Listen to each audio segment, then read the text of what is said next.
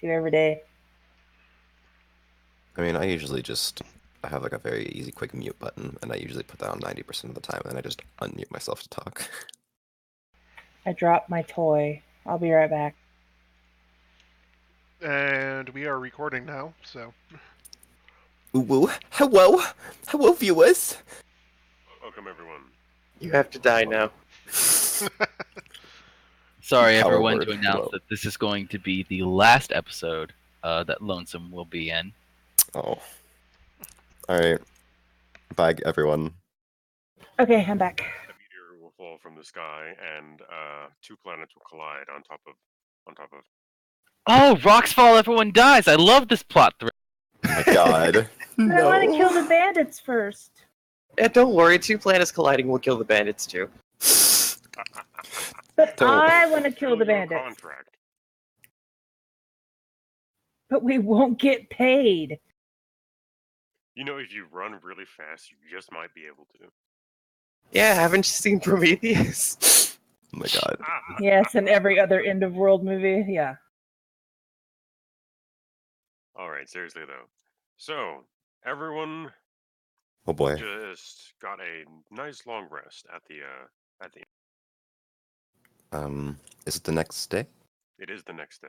Okay, because I remember we were talking about Ovark staying there later in the night to study with Arata. I wasn't sure if that was gonna. No, we kind of rushed that forward up until Okay. he mentioned that you'd be coming back later in the night. So Yeah. Oh, okay. We're still good. Okay, I didn't remember if I like actually stayed overnight or I couldn't remember.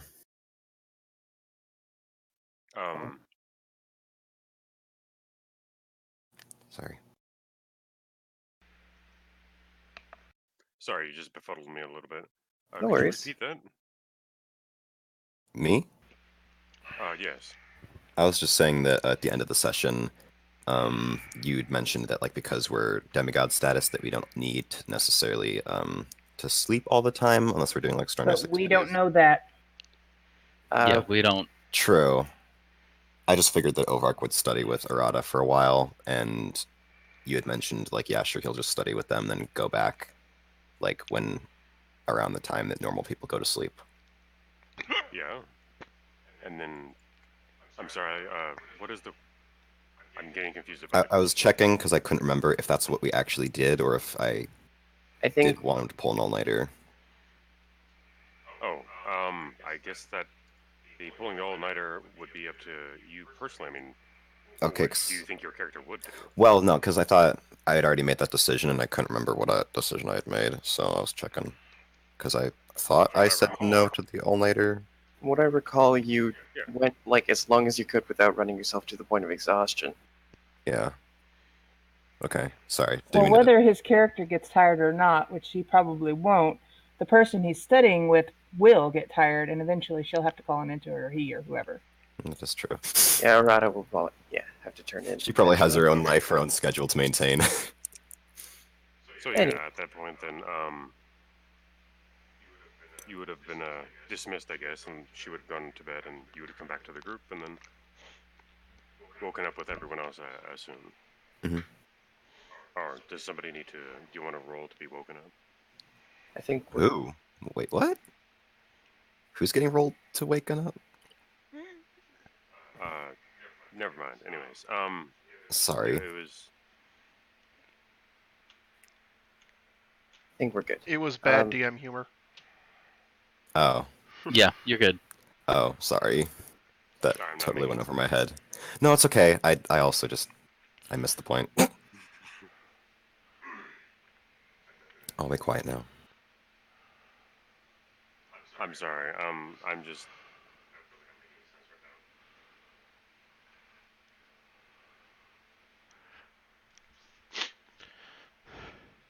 Anyway, so we all wake up, and I imagine we all gather in the dining area eating hall? again. Yeah, Mm-hmm. the main area. For breakfast. Come down, and the tavern area is, I guess, a little less busy than you. The commotion from the kobolds the other day seems to have died down, and people are recovering, I suppose. It's a relief. Morning. Good morning. Uh, Are you okay? uh, Doesn't seem like he's a very early riser anyway. Oh, okay. Diana comes in from outside. She's been out communing with nature all night. Diana, nice to see. Are you all right? We didn't see you come in last night. Oh, I was distracted by other things. We really need to take care of the bandit issue. I think they are causing more havoc than what the city guard know of. All right. Um, I had a quick question. Our plan was, at some point, I couldn't remember exactly, but obviously to defeat the bandits.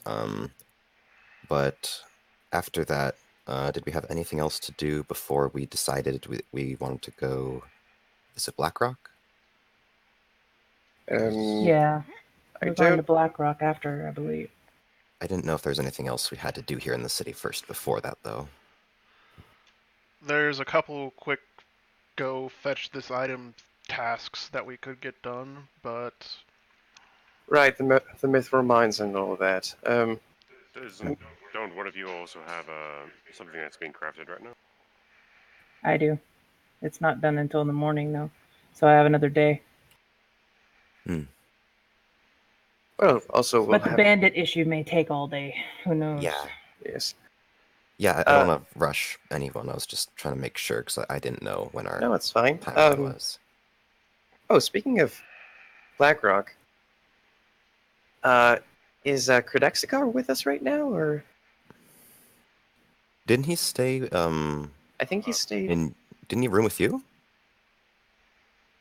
I believe he did. Because I think you, like, visited Verlang to have dinner in his room, but then, like, you ended up, like... I think we talked about having dinner some other time. We didn't do it tonight. Oh, okay. Oh, okay. Uh, He did sleep with one. Well, not putting it like that. He went to sleep in the same room as one of you. I don't remember, but I think it was Crane, because I think me and Nathis and Krovar are still sharing the room, and Diana still likes to commune outside a lot. mhm. So I think Crane was the only person that, like, had room left. Yeah, I think that's what we ended up going with. But Which, yes, he did come downstairs with you guys and is ordering food to wake up and coffee. He looks kind of bleary-eyed and does not look like a morning person. I'm just gonna turn to Crane. So how's your roommate? Oh, he's fine. Didn't really talk much, but seems genuinely pleasant. Don't know what all the fuss is about kobolds not being pleasant to be around. didn't talk much, huh?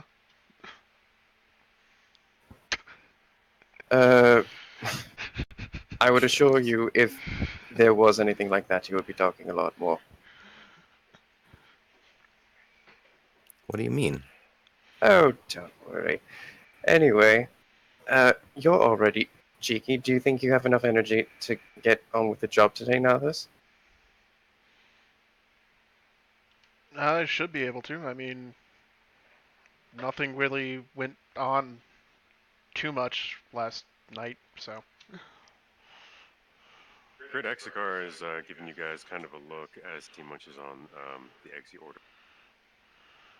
Well, regardless, let's get our breakfast and Are you okay? Or, because I well, mean, you used some powerful magic last time. I wasn't sure if that affected you. oh yes, Quillen, that Quillen. Jeez, professionalism. ha! I'm sorry. It's okay. Oops. Nathis, with that ritual yesterday, are you all right? I mean, I feel fine. I think.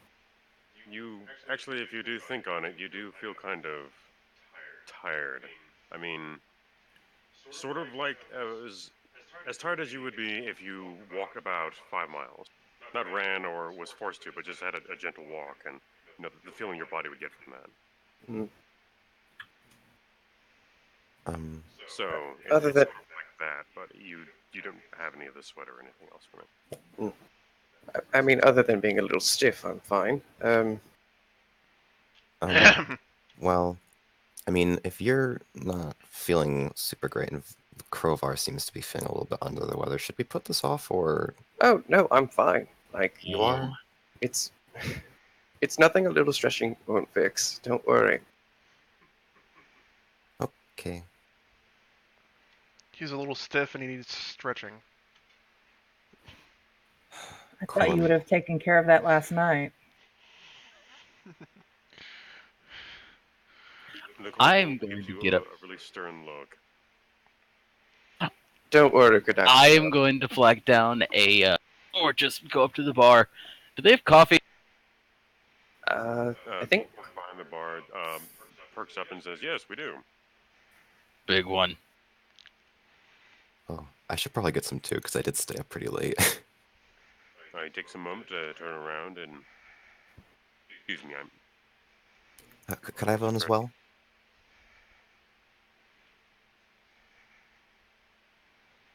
don't worry, Kodak's they're just jealous of what we have. He like that I was chewing. he just like grins and gives a wink.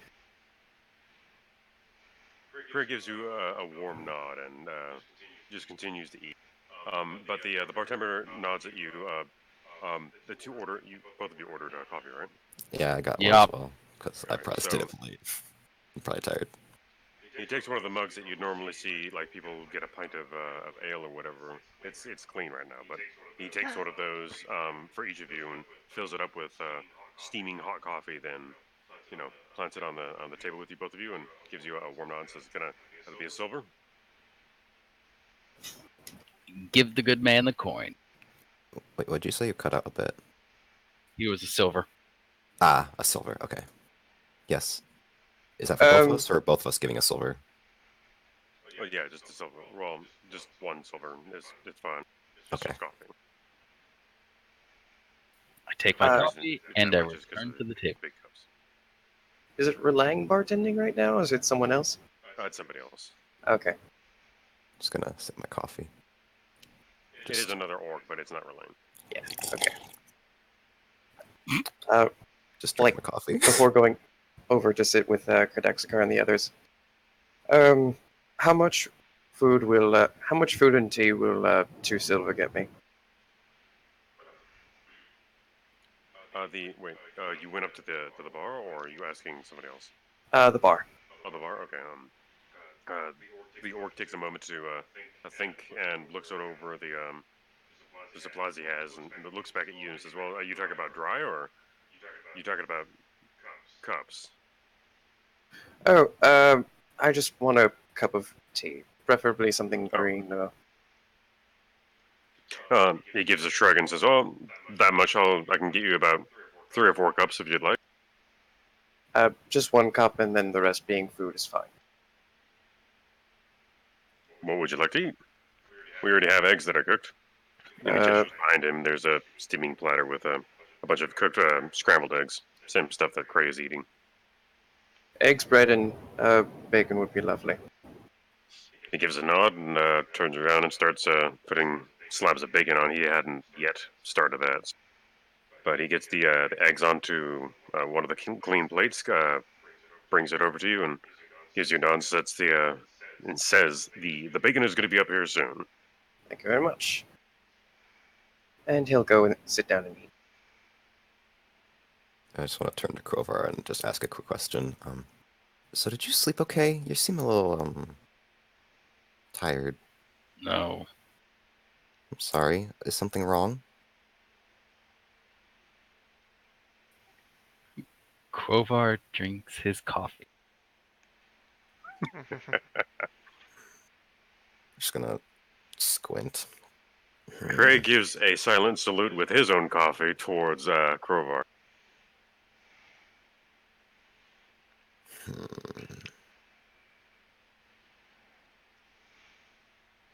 I just suspiciously sip my coffee as well. So we probably need to get more information about the next place we go, because if we're going up against another super strong wizard, then yeah.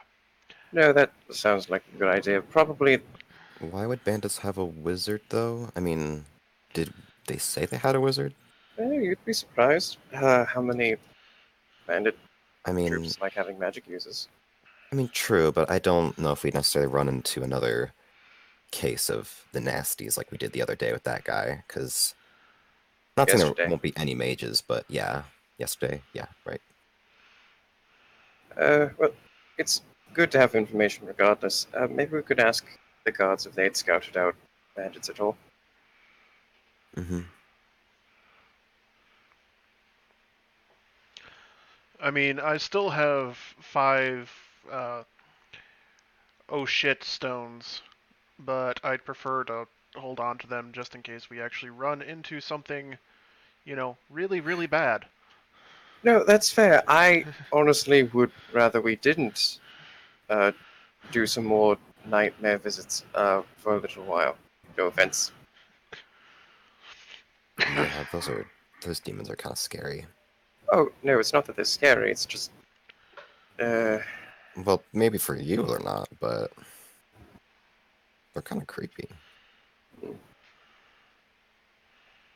Well, so it sounds like we go ask about what the town knows about the bandits, and then we go and try and find the bandits.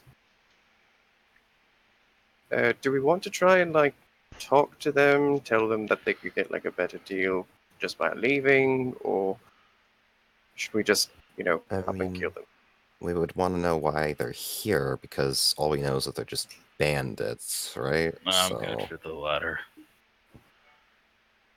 So the only way to be able to talk them out of it is if they were here for some reason that we could possibly persuade them not to, but, that might Well, be I'm hard. pretty sure if the city guard want them removed from the area, then they're not up to anything good. That's true. Yes. However, if they want them removed, that doesn't necessarily mean kill. And it depends on the city guards. I've known some pretty ass Polish cities in the past. This one seems a little bit better. And honestly, do you think the bandits are just going to be like, oh, yeah, sorry, we didn't mean to intrude, and we'll just be on our way? How many bandits, I'm not saying that. I'm not saying they're going to go easily. I'm just saying that between, being able to stay and die or leave with their lives, they might want to take the better of the two options. We don't have much else to offer except for, threatening them, unfortunately, because we don't exactly have a ton of money on us, so I don't know if that'll work out the way we think it might. I mean, I'm not saying that we shouldn't try, but I don't know if it'll work. Might just be better to just get the jump on them and knock them out, and then just... Plus the fact that they're bandits, they may agree to leave for whatever incentive and then come back later. No, that's fair. I mean, I don't want to kill them either, but, Honestly, it's just a matter of... Sometimes you have to try to be nice, but it's not... could knock them out, strip them naked, tie them up, bring them back to town, and throw them in jail. No, that sounds good. Yeah, like, that way they don't have to die. That depends on how many bandits there are. That's true. I mean, at the very least, we could take the leader, because if they don't have a leader, then they might not necessarily all stick together. And how hard they fight back. Mm-hmm.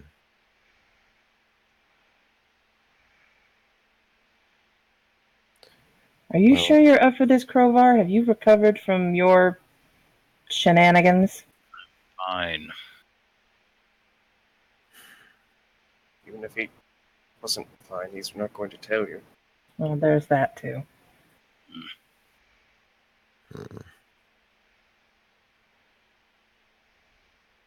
Well, we do want to get more information. So some people, like we said, will want to go to the city guard. Should we, maybe not, never mind. I was gonna say maybe like we should stop by the library in case we need extra information, but the library probably can't give us any information on these bandits. Probably not. I mean, We can just pop by the guards station real quick. Narthis, do you want to come with me again? Oh, Sure. also, Kudaxakar, we don't mean to leave you out. Do you want to knock some bandit heads? Hopefully not kill them, but, you know, if that comes to it. The kobold looks up and kind of grins and nods and says, "Actually, that sounds like a lot of fun. We've had a lot of problems with bandits and near our warren for a long time now, and they've loved to harass us. Getting some payback would be nice." Sure. How about this? Don't cave their heads in, but there's nothing wrong with breaking a few legs. I'll come with you to the guards. All right. Crane will just kind of finish up the rest of his stuff and get ready to go. oh boy. Mr. Nosy is stuck with Mr. I don't want to talk right now. All right, so do all of you head out, or is it just you? Crane, Dream, and Nathis, or Crane, Diana, and Nathis, I believe. Apparently Ovark and Krovar are staying behind, I think. I was actually, if Apparently. everyone's going to go ahead and head out, then I might as well just go ahead and collect my things, and I'll meet them outside the city gate. Yeah, like I figured like if we're all gonna go, then might as well, you know. All right, then. All right. Because otherwise we just sit around because there isn't much else to do in the city right now. So All right, Ovark, Kurdaxakar, and Krovar wait outside the city gates. Alrighty. Sounds good. Outside the gates, you see two different guards from the other two times you've seen. They're giving you kind of suspicious looks, but they don't intervene. I'm just gonna park you- myself up next underneath a tree. Wait I for ask- everybody else. can I ask a quick question, Z? What did I learn anything about from Errata last night? Or do I just know that I have the eyes that let me see and read all the languages? Is that about all I know right now? You're able to identify that it's from one of the dragon flights. It's the style of the rune and the sigil in and of itself. It's from the silver dragon flight. And a very good idea of which dragon it is now, if I remember right. Truluxador. Yeah, He gave got me the the name. specific name and told me all about him. Yeah. He's the one that visits all the mage towers and stuff every now and then and exchanges info. I just wasn't sure how much I knew about my runes powers or whatever, because I know I studied with her about that. I didn't have a chance to read my own, rune making for dummies 101 book yet, but It'll be okay. yeah, I was just I'm going to checking. say that the study that didn't reveal any new information other than the. All right, so I at least know that my eyes can see things. Do you see with your special? Well, I would hope so. You know what I meant. Blind eyes. It's the new buff. Just wanted to check because I haven't been using them necessarily consciously yet, so Mm-hmm. now I could, so if I wanted. That's all. Yeah, I'll just... Like a focus thing?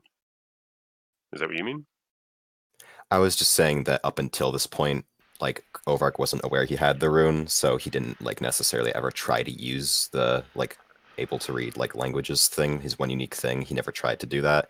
So I was just asking, like, do I know that that is a thing that I can do now? Like, am I aware of my one unique thing's power? That was all. Yeah. I would say so, yeah. Okay. Because I wasn't necessarily, like, being like, oh, I know all the things now, but I was just like, I haven't used, like, I wasn't aware of it until now, so I just want to make sure that maybe I am. I'm probably still not going to use it. I doubt we're going to do much reading at the bandits camp, but, It's okay. just still want to check. So, they're all chilling and Diana, Crane and Either way is fine. Diana, Crane and Nothis head over to the guard station. If we see an herbalist along the way, can we stop? Gonna get some fantasy ganja. The herbalist is not on the way, but you can make a detour to get to the herbalist on the way to the guard station if you. How far out of the way is it? It's about 10 minutes further. I can wait. We're coming back to the city, so.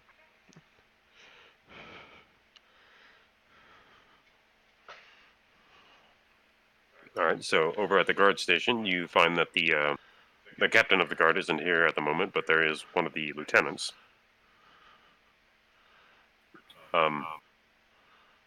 She's sitting at the desk and writing on what looks like a ridiculous amount of stacks of papers. Looks like very official, very boring stuff, especially with the way it's laid out. And the look on her face. It's a human female. Excuse us. Hope we're not interrupting anything exciting. The Or it could be a lieutenant, blessed interruption. the lieutenant looks up and kind of grins over at Diana and says, how can I help you today? Well, we're getting ready to go take care of your bandit problem. We just wanted a little more information. Any scout parties that were sent out? Any information that you could give us? She nods and says, yeah, we've sent several patrols up, hold on, sorry. She says, we've sent several patrols up toward the north to find out where they've been, but their camp keeps moving. We keep finding evidence of their presence. Lots of torn items, destroyed markings on the trees, disruptions of the bushes. She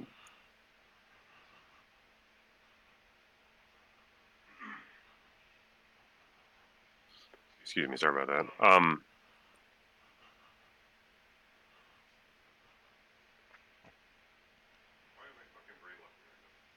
Mm.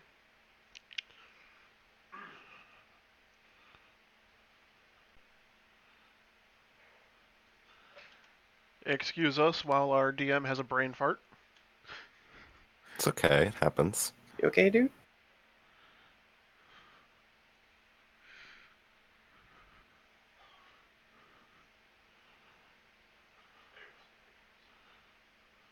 Are you So okay? she explains about the patrols that she had sent north and the items that they had found that showed that the bandits were in a general area.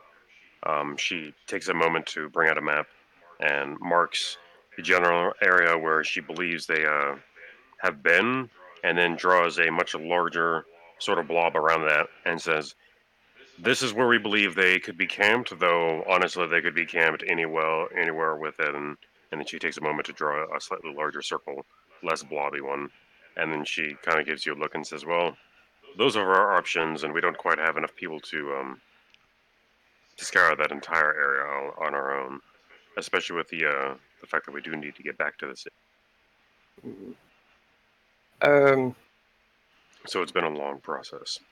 Yes, of course. Are there any bodies of water or rivers on the map? There are. You can see there are two rivers. They don't seem to connect or intersect. But they pass through the area that she had drawn.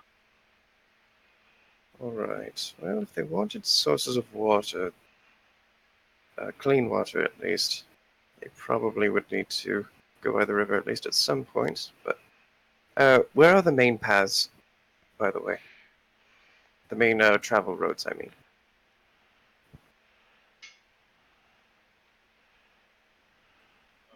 There is one that heads directly sort of north before it curves a little bit to the west by northwest. That's the one that heads over to the Yep. It's Keaton over there. It's the Holy The Empire Black of Keaton. Keaton. Oh, Or heads okay. over to Keaton. Okay. And there's another path that heads north over toward Blackrock too, but that branches off. So the path heads almost. How do I say? The path you guys came on was one of the lesser traveled routes. The main path that people usually take doesn't actually go by the Champion Shrine. It actually goes on this other path that you can see. It but when it does turn to go to Blackrock, it almost turns directly east. So it goes from being almost directly north to almost directly east on the path. Okay. Well, Do you have an idea about how big this bandit group is? do they seem The to... lieutenant sighs and looks at the ceiling for a moment and says, "Well, we can estimate it's probably about around a dozen." All right. From what we've seen on the tracks and what some of the reports have said, they don't have anyone who's bigger than this human sized, and even the biggest ones from the footprints we've seen are not exactly big. So they're some stereotypical roguish bandits that it's just a nuisance. And she just shakes her head. Right, right. Do they target anyone in particular? She nods and says, "Yeah, the rich. Ah, Most of the rich. Anyone Okay, who's so obviously here's wealthy." Right, so here's the next question. Do you want them dead or do you just want them gone? We would prefer them just to be gone, but if they sit, we've gotten reports from people that they have gotten violent in the past. So if they give you too much trouble, we won't have any qualms about you. She draws a line across her neck and just go. But And- if you can bring them back here, and so we can give them, deliver them proper justice, that would be a lot preferable. due process and all that. Oh yeah.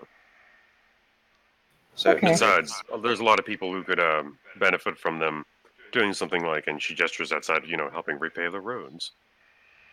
Community service. Gotcha. Yeah. yes. Well, this seems to don't be think- very helpful. Diana, how do you feel about doing some clothes shopping? Do we need clothes? If we want to pass off as rich people, we might. Ah, I see where you're going with this. Yes, let's. Well, thank you, You very realize much. Crowbar's Lieutenant. not going to pass off as a rich anything. Oh, I'm just no, saying he's it going to right be a bodyguard. Ah, okay. The lieutenant gives you a nod and says, "Well, good luck out there, and please try not to die. We've heard good things about you guys, and we're kind of starting to like you here." Well, we're starting to like it here as well. So we'll try. Keyword try. Crane will give like a little bow and saunter on out. And I So guess you guys are heading toward the heading tavern. to. Yeah. All right. Yes. All right. Over at Hannock's Threads, you see, what was it, Jack? I believe his name was Jack. Yes. Yeah, he's behind the counter, and he perks up when he catches sight of you and says, "Well, welcome back." Yes. Hello. Nice to see you. I absolutely love the work that you've done for me already. But with the jacket, it breathes so nicely and it flexes very well. I was just wondering, what do you have in the style of pre-made outfits for some of your more, shall we say, wealthier clients? He kind of tilts his head and thinks for a moment and says, "Well, pre-made. That's usually not something they really like. They like their stuff often custom made and very flamboyant." And he just sort of nods and says, "Well, I can think of a couple of things that would definitely dress you up. Is this for you or for any gestures toward Diana is with you, right?" Diana Yes. and Nathis are both with us, I believe. Oh, okay. So he gestures to Dinah and Nathis after he catches sight that Nathis is there. That depends. Nathis, are you in the mood to play dress up or no? I hate to say it, but gussying me up might actually prove quite the tempting target. Oh. Alright. Well, then it might be two of us. Diana, are you interested? Oh, yes. I'm always interested in a little play acting. Alright. Well, that would be all three of us then. The tailor smiles really brightly and says, "Well, I'm glad to have your business again. Give me a moment and let me bring out some options." And he gives all of you a look up and down, but before he leaves, he pulls out his tape measure and takes a few measurements of all of you again, and then scurries on back.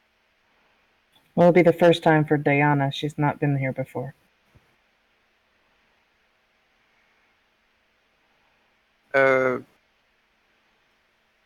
Nothing. Yeah, she hasn't been here before. She's just been running around in a hobo robe and some leathers. Yeah, because I think we bought her some stuff, but we didn't Yeah, actually have her we bought like, her some decent. go herself. We got Yeah. her decent clothes. Everyone else visited when I first got to town. I've never been to the tailor. Okay. He would have still measured all of you, or remeasured all of you to, or would you have stopped him? I mean, with all the food the Crane's been eating, I don't know. Is he getting a pouch? He's already had a pouch, sweetheart. He has a Saying sack. it, calling it a pouch is being sweet. Him and Ovark are big boys.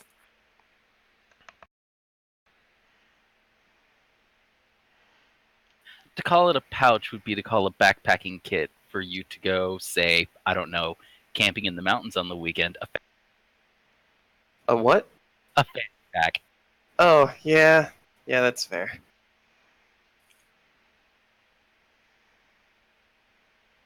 Okay, so we get measured and he runs the back. Well, hopefully this doesn't take too long. Hopefully not. Out of curiosity, Diana, have you, I mean, I don't know much about Regold culture, but this doesn't really seem like the type of thing that they usually enjoy. At least not by Krova. Well, I didn't quite fit in with the regular Rakult growing up, so I always did my own thing. At Well- least what I can recall. Well, if you don't mind me saying so, and we don't really remember too much about traveling together, I do think you would be the kind to look very lovely in a dress.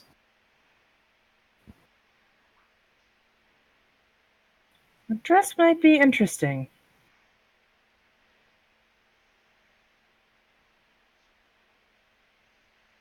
It takes a little bit, but the tailor does come back, and he has armfuls of clothing options.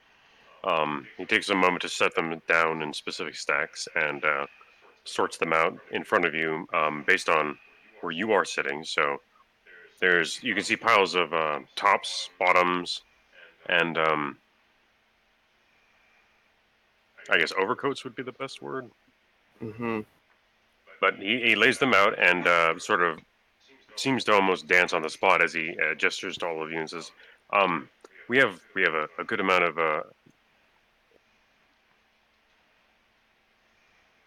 sorry about that.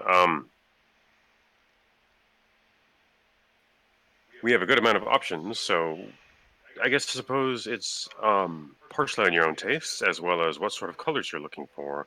We have mostly, and you can see in the piles there are some more of the vibrant colors, but mostly you see more of the calmer, muted brown tones. Mm-hmm. If that makes sense. Mm-hmm. Mm. Is there like So There like are separation screens in parts of the oh, area that you can step on. I mean, there's not actual changing rooms, but there's stand-up screens that will completely obscure other people from seeing you.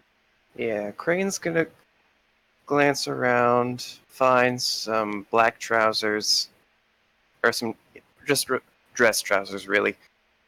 Dress trousers, a nice white blouse, kind of shirt with buttons, and a blue vest if you can find it.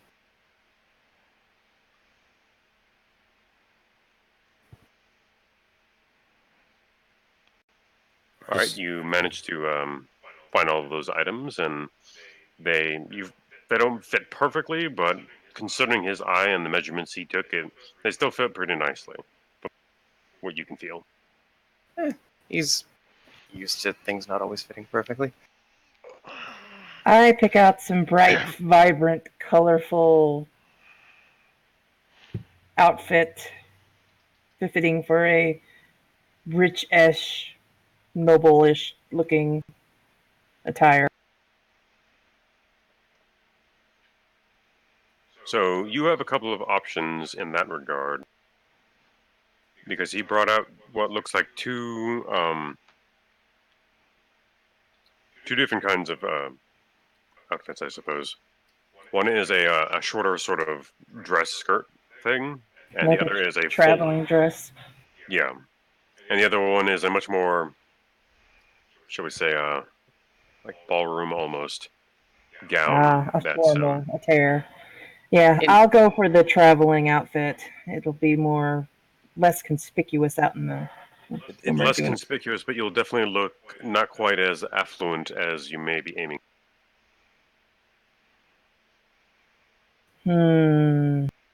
So there is the trade-off. What do you Well- think, Crane? Should I go for the traveling suit or should I just go for the whole shebang? Well, I don't know if we would necessarily want to buy a carriage and everything, so maybe less is more in this case. We want it to be believable. Right. All right. Traveling outfit it is. I'm going to be picking up some tight black pants and choose a white vest.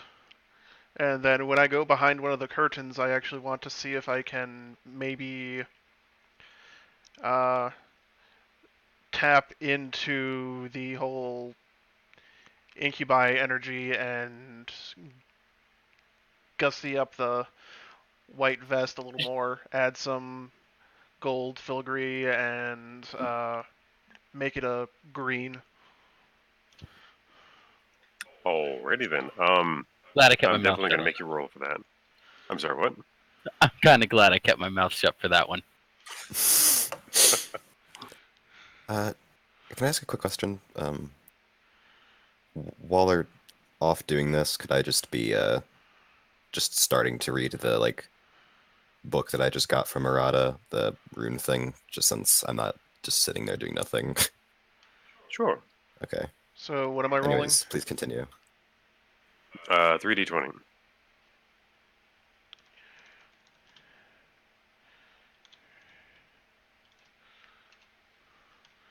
A 13, a 3, and a 12.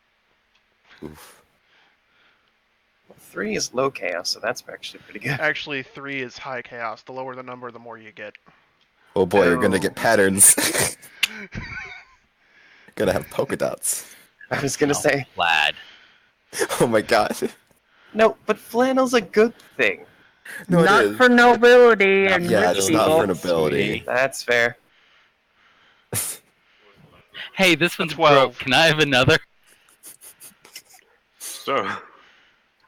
So you managed to make it so it fits you a lot better than it would have normally, and you now have this sort of how do I'm envisioning and I'm trying to describe it well. It's sort of Ugly. these flowing. Yeah, it definitely looks lovely. It also looks Fringe! eye-catching It's because totally like tassels. Ooh. Sure, but I was also going to say there's also these. You know how sequins, you can have them sort of set up in gradient. Is what I'm saying. Uh-huh. Set up to be gradient, and when they move, they have shimmering and look different colors and stuff. Yeah. Oh my Um, gosh, he has rhinestones. Not quite rhinestones, but because of the way the fabric is now, shall we say, disrupted, or there's like material sewed on top of it almost. I don't know how to describe this, but I've seen Like it before. embroidery? Yeah, almost like an embroidery, I think, if that's the proper word. But Okay.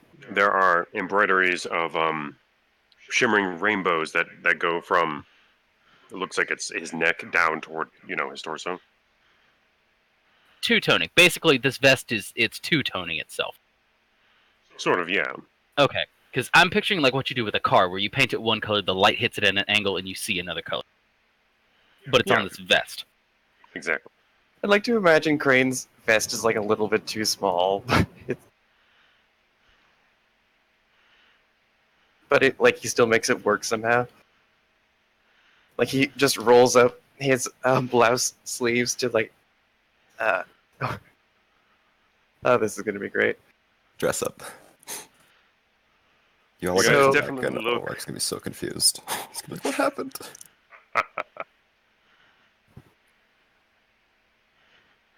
Like, I thought we were gonna go fight bandits, not go to a ball.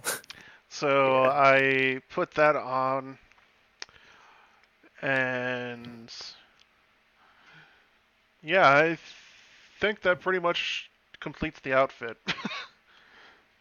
As you step out from behind, the tailor kind of gives you a very strange look and says, "Where did you get that?"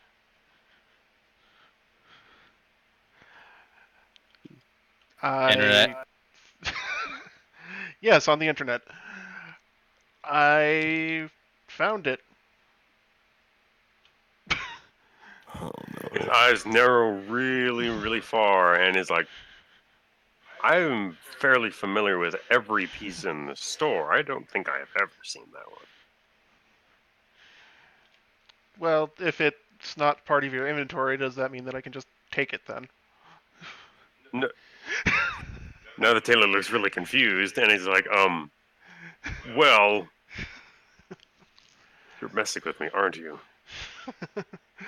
Why are you doing this to me? You've been good customers so far." Just pay the man and let's go, shall we? This was My that white customer service background This was that just white made me vest that I tense up took. in anger at you. This is that white vest that I took. I just ended up altering it a little bit to suit our needs a little more. A little bit? It looks different. Regardless, Jack, you've been so good to us. I hope you don't think that we're not going to pay you. Oh, the look on Jack's face is of surprise and just incredible shock because of the amount of work that would have been required to put into the changes was just mind blowing to him. As someone who works with the cloth so much. And he gives Crane a look and says, "Well, yeah, I mean, it's just, my goodness." He just takes a moment to shake his head and all right, that'll all be it. And takes a moment to calculate it out, and it comes out to hold on. Let's say a total of 15 gold.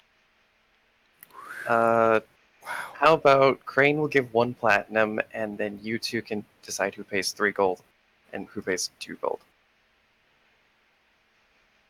To be fair, these outfits are very good quality, and they sort of not only do make you look the part, but you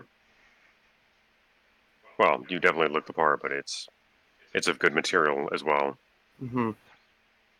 I'll give him. The tailor does speak up and says, "If this is about the bandit thing that I've been hearing about, if you bring these back, I'll give you the money back. It's just Down these are payment in case they get damaged.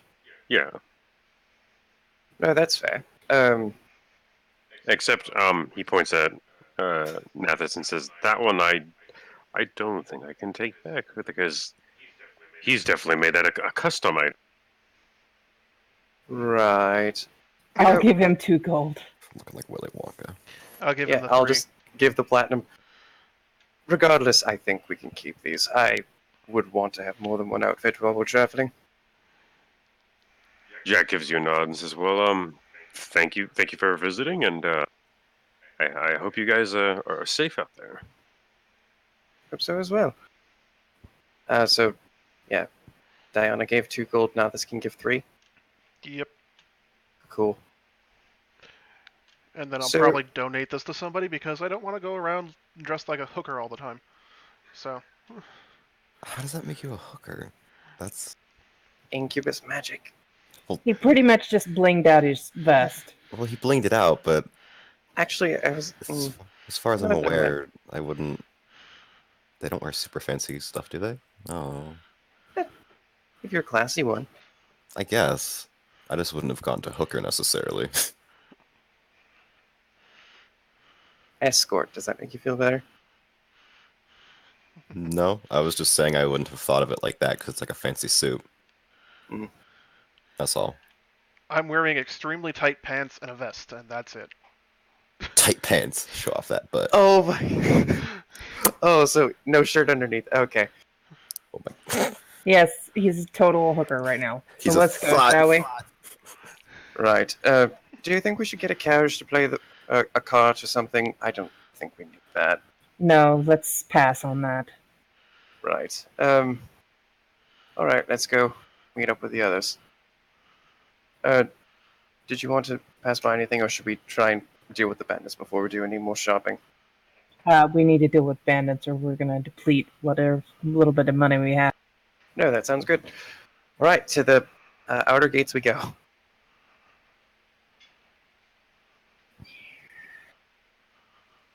So coming outside, the rest of you see this very. At first, it's hard to recognize them because of how they're dressed.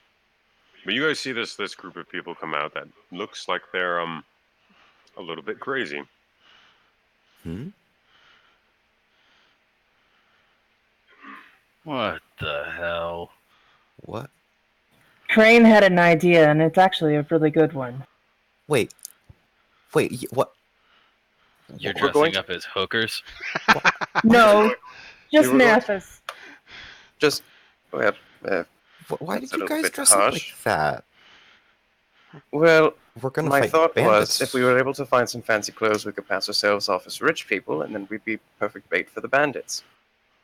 But then what about the rest of us? Because there's only half the group that dressed up. Well, you Great three, I Actor can walks pass around off. behind you. you 3 are mercenaries.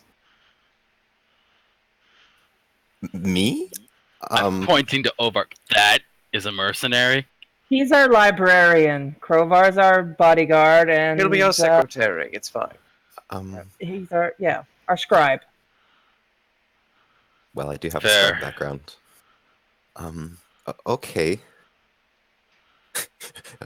So we have a scribe, our own blacksmith, and our bodyguard. So cover established. Okay. Uh, well, Saying that Nathis did some magic, could I just try and do a quick channeling to see if oh no. Crane can tap into the god of sexuality magic and see if he can make his noble outfit fit a bit better? He's gonna thoughtify it too. Oh god. Tight pants, Oh, tight my pants, God. tight pants, tight pants. I'm gonna make you clarify. You're going to channel the energy of the god of what? Ramthay. That's where he got his water power from, presumably. Okay, you're going to be channeling it from Romthe. Okay, I wanted you to be specific for a very good reason. Okay. Fitting better in fashion and fitting better for sexy are two very different things. Yeah. Okay. Fitting better for For sexy. uh Roll for sexy. Come on. okay. Just look better for a noble, but whatever. I guess this is what we're going Roll with for now. sexy. Sure. You know, Crane would do this anyway. It's fine. Roll me 3d20. He would totally want to. That is a Ooh. 5, a 5, and a 19. Wow. Oh no. He's got the power down. Tight pants, tight pants, tight Tight pants, pants. tight pants. Yep, he gets some pretty tight pants. Yes. Why can't you just leave things alone? He honestly, he probably would have gotten them slightly tight anyway. Also, he's it's almost like they're not even there. It's I don't know how do It I say leaves very little to the imagination. Yeah. Can you even breathe in those now? Can that even breathe now? Overarch just like looks away and like it tries like not to keep Oh. like, peeking. Damn it. Okay. Yeah, you should have left Huh. that alone. Overarch just covers his eyes, just peeks. All right, hold on. And Crane is gonna go behind a tree, and he's gonna switch into his adventurer's pants, which are not as fancy, but they're still relatively fancy. How hard are they going to be to get off if they're that tight? They're pretty hard. Actually, You need to borrow a knife to cut those off. You actually find that they're remarkably stretchy now, and are Spandex. easy to remove and possibly put back on if you change your mind later. Spandex. Okay. Fuck you guys. You did it to yourself. You know what? Yeah, I did. mhm. Why did I channel Rom today? Fuck. So you got yourself a lycra outfit. Well, okay. I'm assuming Leather. it was just like the pants, though, right? Like, does the vest at least fit better now? Yeah, it does. Okay. Just really, really tight pants. All right. Those So, pants definitely make you look like a thought. Thought. uh, Be gone, thought. well, he can. I don't know. He can have it for special occasions, I guess.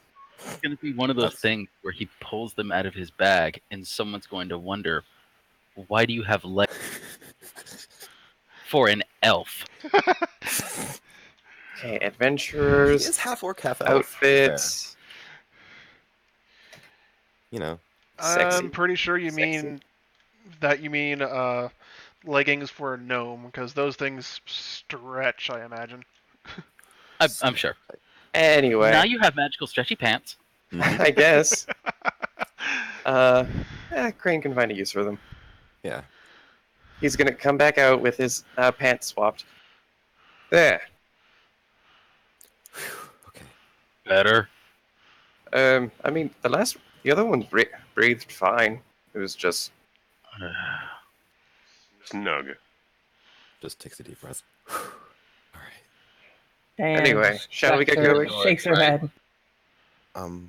I mean, shouldn't we decide like because you guys are nobles, but like you guys don't like, you know, we wouldn't be able to pass this off as being well, we could try, but trying to say that we're part of the same noble family would be a little bit difficult since, you know, you guys are all different races. I don't think we need to have the story go that far. I think it's just mostly appearances. Okay. We're mainly just bait. All right. I didn't know if I should be like, if I'm the scribe, if I should have been the scribe to someone in particular. What, you Yeah. want to be assigned to someone? No, it's all. Maybe? I No, don't it's know. all right. I mean, I don't things, know how much we'll need to know for this. Better safe than sorry, right? if they do show up, then I can try and do the talking, and Vox and Krova and fucking damn it. Okay, I'm sorry. I'm It's tired. okay. It's all right. I can begin the conversation, and while I'm getting them distracted, everyone else can get ready to, wail on them. Mm-hmm. Sound good? Aggressive negotiations. I like how I'm the scribe, but I probably still have like an instrument on my back. I mean, most scribes are usually talented in different aspects. Mm-hmm. Yeah. I just find it funny that that's immediately what you guys went for. I mean, if you want to borrow Crane's pants, if you don't want to borrow the instrument. I'm okay. Those are a little Do you want me to just get rid form-fitting. of them? No, they're fine. You can keep them. Please, no. I'm just saying I wouldn't feel comfortable wearing those. No, know. you wouldn't. No, you wouldn't. There isn't much room for that down there. All right. So, in terms of marching order, Krova, Perdaxica, you two should probably be at the front, keeping a lookout, as it were. Actually, no, probably one person should be at the rear. Gray nods and says, "Yeah, I'll take up the rear." Alright. He's kind of grinning as he says that. Should me and Diana stay in the middle since we're the spellcasters? So we'll be Yeah. like the most Right. protected. Ovak, you follow behind Diana and I. And not this. Just apparently that's how they present people who work for other people, is that they walk behind them.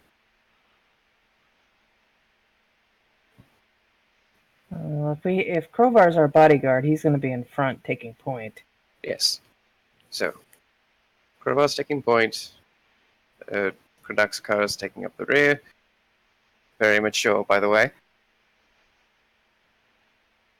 And Nathis, Diana, and I would be in the center with Ovak following behind us. I think that works out perfectly. Should we put that on the map or whatever, and should we not worry about that with the tokens? I mean, it's probably good just to have an idea. All right. I'm gonna have to ask you to say the order one more time while Sure. I type it down, so I don't lose it myself. Krovar's in front. Crane, Nathis, and Diana are all side by side in the middle. Ovark is behind them. And then Kradaxkar is taking up the rear. I'm gonna ask and pray that Mez listens when I tell him to act like he's a familiar or something of Ovark. So just like sitting on his shoulder or something? He's too big for that, but probably sticking around Isn't Ovark. Mez like 3 feet tall? I don't know what Mez looks like. We have an image, don't we? Hold on. Well, like we have a top-down Great. image of this thing. No, we have another image of him. Just hold on. A spiky boy. Oh, okay. Well, if he's covered in spikes, then never mind. I was going to say Ovark to give him a piggyback or something. He's a claw demon. Just to clarify, we're at level 2, right? Yeah. Yeah, Okay. level 2. Thank goodness. Yep, we're just level 2.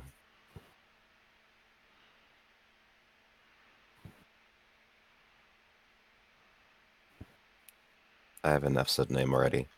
Tight pants.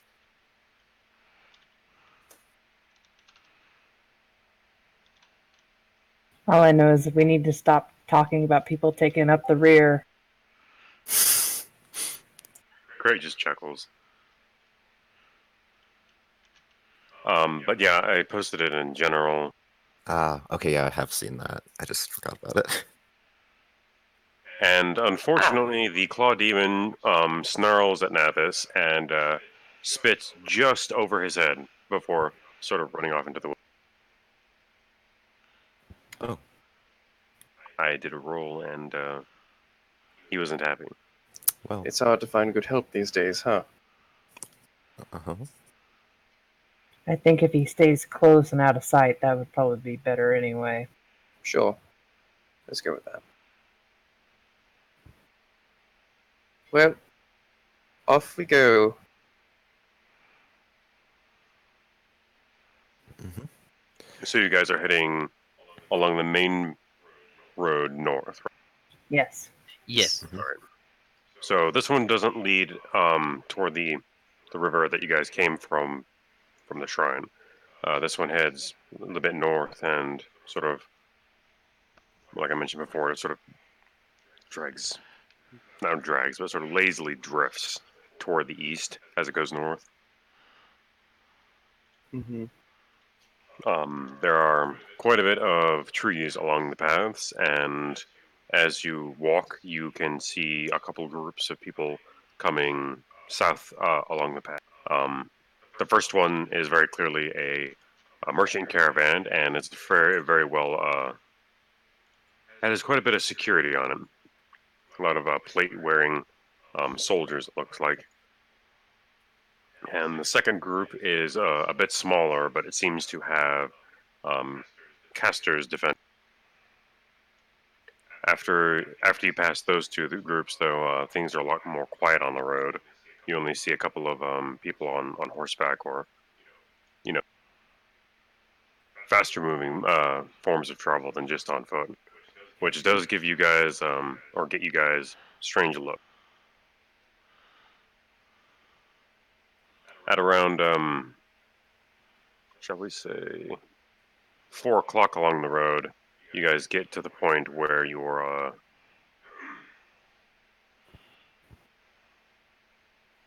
hold on, where's the map?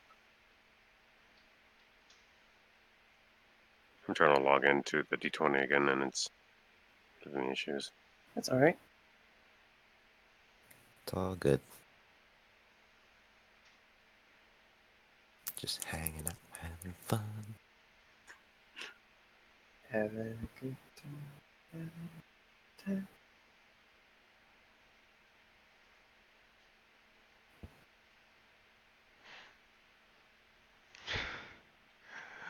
So what do you guys think of Roll20? It's I'm used to it now, all right. so It's not my favorite tabletop RPG hosting system, but it's it's it's the functional. only one I've used, so I'm very used to it. So even though I do know it has like probably not the most intuitive like setup, I've just gotten so used to it because it's the only one I've really used for playing online. A lot of my friends use Tabletop Simulator altogether, so it's like Yeah, I've never tried Tabletop Simulator or Fantasy Grounds or any of the other ones, so for me, I'm just like, meh. Doesn't have the best support for, 13th age, but I know how to use Roll20, so it's not the biggest issue for me. yeah. Also, like, Tabletop Simulator is not as friendly to streaming, as far as I can tell. So Okay, there we go. Sorry that took so long for me to load. It's that's all right. fine. No worries. So, where is... There we go.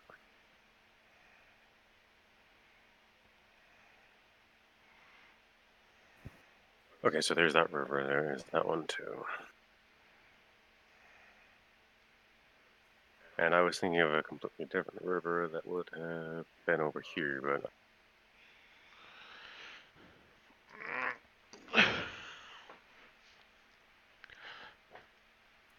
so you guys end up heading north for a good long period of time, and aside from those groups I mentioned and the occasional person on horseback, you travel most of the day without any interaction, unfortunately. Well, negative interaction. You don't have any bandits up on you. So I'm gonna try to tap into nature and get a feel for which direction these bandits have moved. you try doing that where you are on the road? Just Yeah, after we've traveled for a while. roll me a d20, please.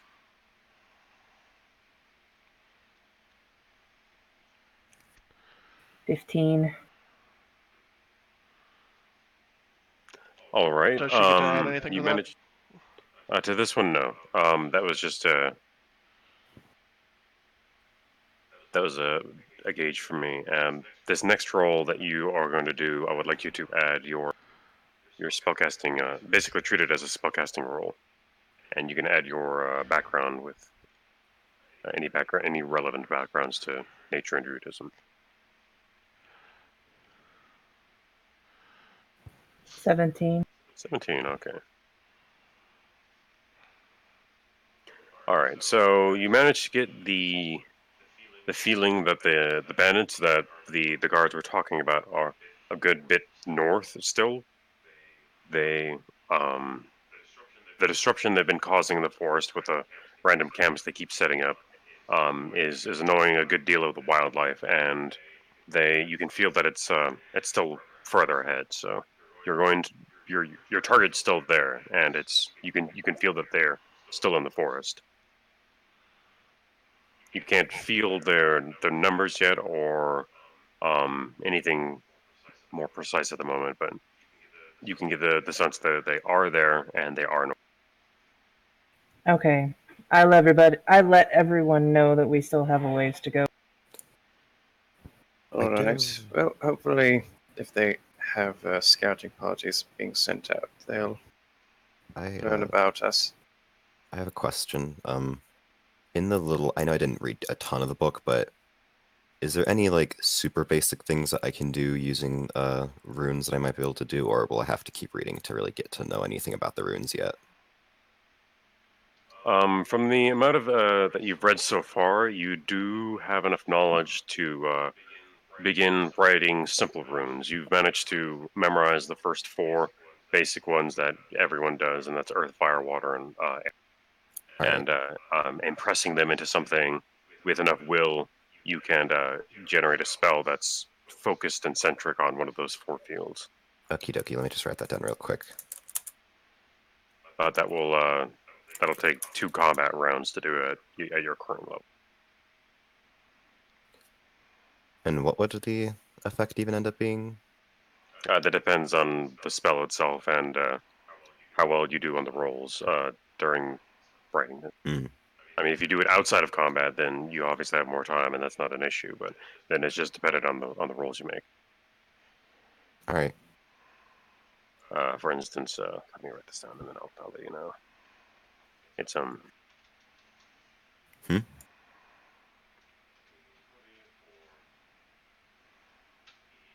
Sorry, everyone cut out for a second. What did you say? I didn't catch Uh, that. the first set of it would be you'd have to roll a d20 for actually writing the rune in and of itself. Okay.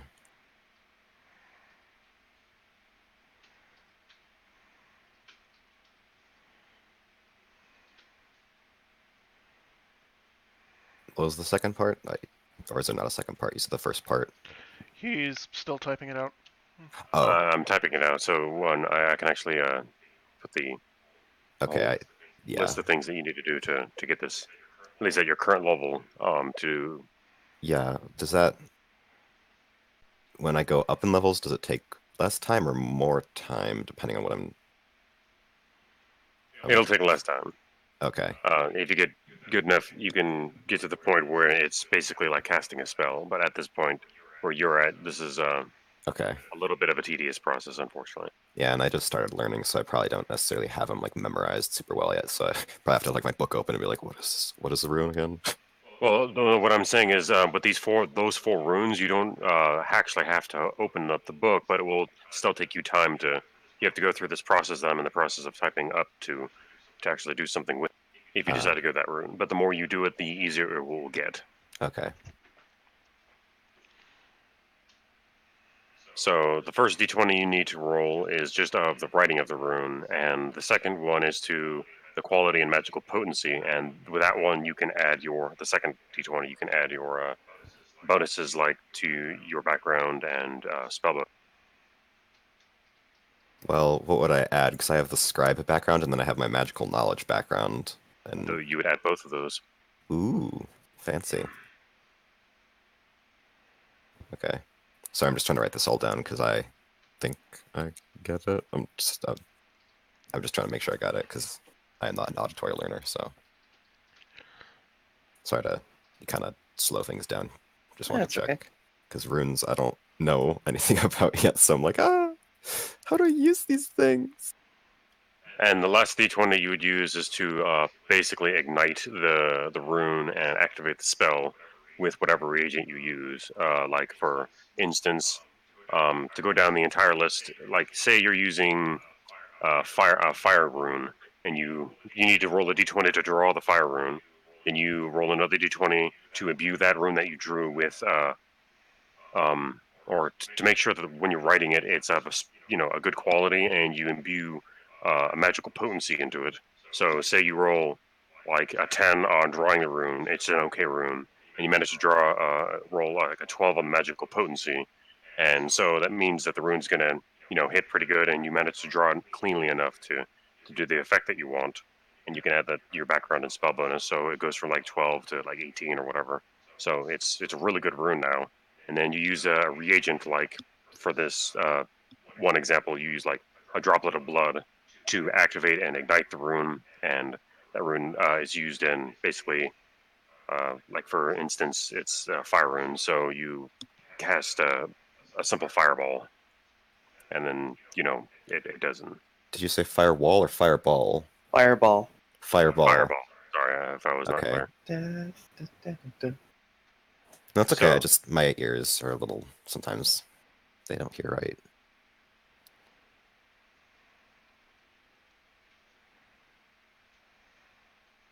At your level of working with runes, that's the process you would need to go through to do something effective with it, like in combat. Outside of combat, you'd still have to go through Yeah. this, and it will take time, but it won't. Yeah, I kind of figured I wasn't actually going to be able to do anything like a fireball. I figured that with like runes, like I would be able to like set down a trap that if somebody walked on the rune, it would like activate. I figured that like for runes to work, you'd have to be in like contact with it. I didn't know that you could. No, you can make like Well, as of right now, you don't know how to do that. You actually physically have to be on top of the rune and activate it with some sort of reagent. Ah, That's if you get better at it, you may be able to activate them at range or set them up to be trap-like, but you don't have enough knowledge as of this moment to do anything like. You okay. need to study more. Probably not going to use it right away because I'm still not 100% sure I understand how to use it. So I think I'll wait. Okay. Like, if you have any questions, I can try to answer. It's not so much as I just don't know like what I would do with it right now. Like I feel like I just need an example of what I'd be capable of performing like at this moment, so I understand what it is I could do. Because I'm not 100% sure. Because you uh, mentioned like a fireball, but that you said that wouldn't really work until like I'm able to use runes that are like a higher level like that. So if I have fire, water, earth, and air or whatever, all I can really think of is like maybe trying to write the rune on someone's weapon to give it like an element, but I can't really think of much else at the moment. I mean, that's still good. No, Well, I'm you not can saying it confer this isn't. information with your party members and have a discussion about it if you want, because, they may have ideas too. Well, yeah, I meant just mostly like rules wise. I don't know what I'm capable of, like Well, mechanics the wise. fireball example was like fairly simple. Like if you drew the rune on a wall somewhere and imbued it and ignited it, you have you know, at your level, it would be a fairly low level fireball, so it wouldn't do like a huge amount of damage. I mean, unless you like rolled crit on all of them and did like, incredibly well. Hmm. Then it would, be a moderate fireball spell. But Hmm. that was just one example. Like if you wanted to use air, you could generate like a blast, potentially of air that would be of like whatever direction you wanted it to go. Or if it was water, you could generate a steady stream of water from a rock or something that would last for however long. Just like I guess stone, it would be something to the effect. These are just again simple examples of things you But could I'm, do if you wanted. It's but really I'm, only limited by your imagination. well, yeah, but I was just getting confused because you mentioned that like to do anything with like ranged stuff that would be later, and Yeah. these seem Well, like ranged So effects. well, it isn't a range effect, but how do I just Instead say of this? saying a fireball, it's more like a gout of flame shooting from the rune and water coming out of the Okay, rune and yeah. so on. like a little fire bolt. Oh yeah, I'm sorry. I was probably describing it wrong. Then. Or Firebolt I'm is a better way of or saying more it. like flaming hands, where you shoot a cone of fire. Yeah. But you physically have to be at the rune instead of like later on. You may learn enough about the runes to be able to like magically write the rune at range, so you can stand at one location and be able to magically imbue a rune in like say 10 feet from you on the wall.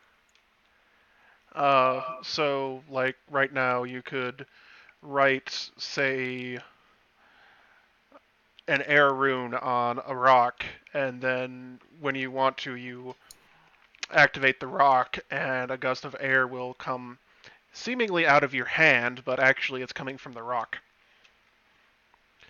So you can prepare different low-level things like that. I'm It'll be sorry, I okay. don't. Yeah, It'll be okay. I'm We still can figure confused as heck. we can I figure it don't. out later. Yeah, I don't. I'm sorry, I don't understand. We can figure it out later. Yeah, I'm sorry. Don't mind me. Just go on. Mhm.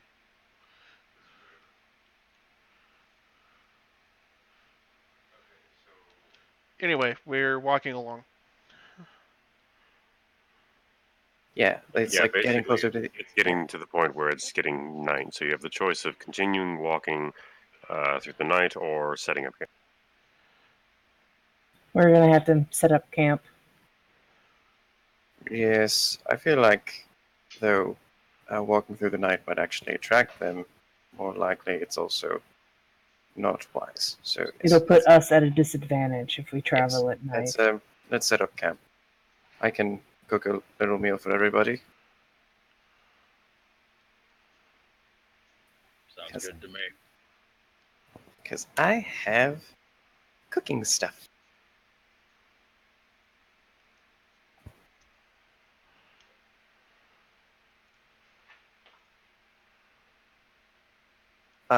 So you. Sorry, what? I was just going to say. So, does anybody want to keep watch during the night, or I'll take first watch. all right? I could take second, I suppose. Who has the best eyes? Nathis? Diana? Do I either of you mean- want to take third? I have magic vision, but I don't know if it works as well. I can with take other third things. watch. It's fine. All right. Kodaxikar basically raises his hand and says, "Well, I can help out in third or second watch.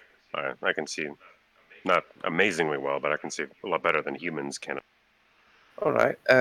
Kredoxikar, you can watch with me. All right. I have demonic vision, so I can see at night pretty well.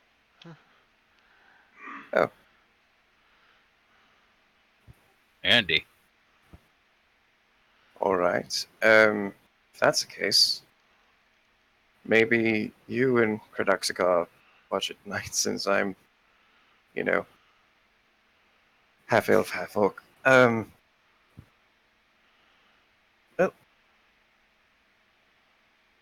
I suppose that's our plan. Good night. Wake us up if anything happens. All right. So basically, you guys find a spot nearby the road. I assume you don't set camp up directly on the road, do you? No. No. No. No. If you did that, I would have a. I'm gonna get I'd run have into. something to No, do, but nope, just immediately smack in the middle of the fucking road. Yeah, just any poor carriage rider is just gonna smack us. yeah, just the sudden sensation of hooves bearing down on top of you. No. Stomp.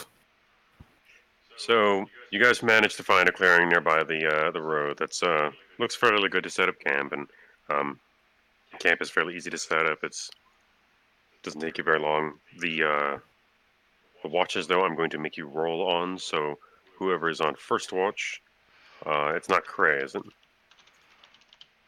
That would be me. First watch is Crowbar. Only Grovar. Okay, then roll a d20, please. Nothing. Okay.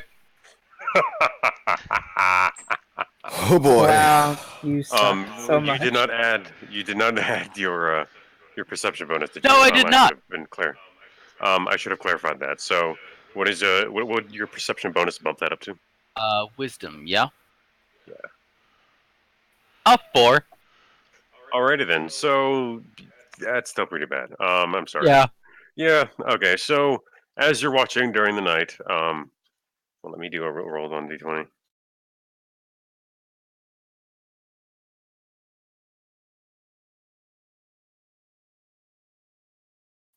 Okay, so you don't Okay. see shit, and Cool. nothing really seems to happen. So yeah, An uneventful watch is a good watch.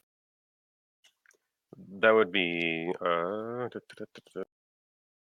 who's watching with.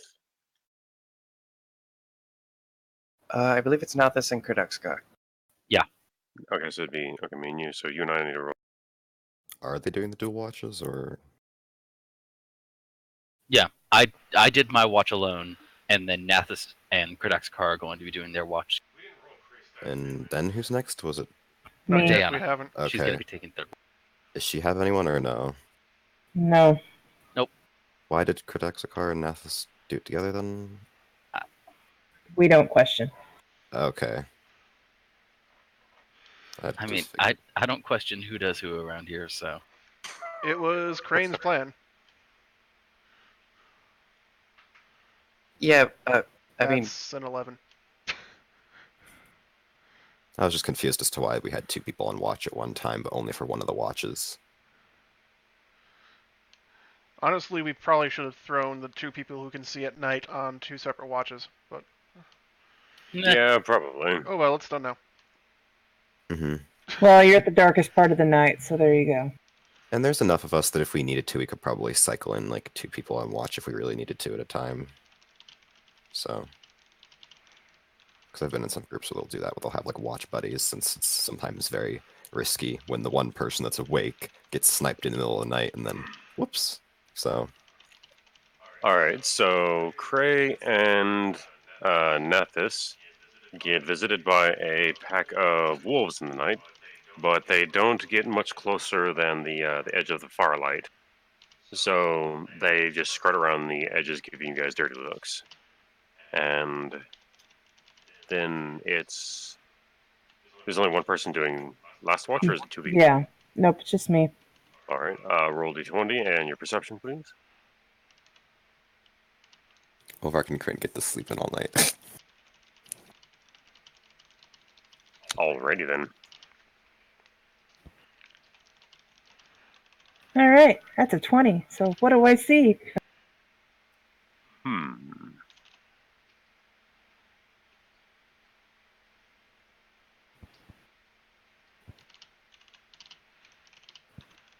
Oh my. A lot, apparently. Oh boy. Alrighty then. So, Dream, you go through the night, and things seem to be getting really calm and quiet. After Nathis and Kredexikar lay down and go to sleep, the first hour of your watch goes by. Just again, it gets really, really quiet, and then it gets quiet to the point where you can feel nature around you sort of holding its breath, and there's this sense of tension and suspense. You can tell a moment later that you're surrounded by something. Oh no. What do you do? I quietly alert the group, wake them up. I poke them with my stick. Okay, basically we're going to be treating this as combat rounds right now. So Oh boy. you move from where you're at right now to the other people's tents, and you shake them, or what do you? And whose tent do you go to first? I go to crowbars first. All right. And how do you wake them up? Wait, do we even have tents? I don't think we have tents. We're We just have around the fire. explorers bags, but I don't think we know have if sleeping. it came with Yeah, tents. I think we have sleeping bags. Yeah, I think we're all just sitting around a fire in sleeping bags because I don't know if we have a tent yet. Might be good to get one, but All right, then your adventurer's bags. Then around the fire, you run over to Crowbar and you shake him, or you poke him, or what do you do? I nudge him with my staff. That way I can keep my eye on the forest. All right, Crowbar, you feel her nudge you, and you are awake now. We're The surrounded. hell? We're surrounded. Get up. Is the fire still lit? Yep. All right. Get up. Grab my sword. Roll me a perception check. I'm not gonna wake up anyone else. Okay. Yes, I am waking up everybody. I just woke up Crowbar first. Okay, so that. All right. So you don't see anything, but Crowbar, you can feel there's something near. Okay.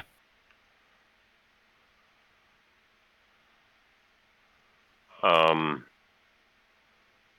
right. I'll let you have enough time this round to make one more trip to try to nudge someone with you, and then I need to do some rolls on my end.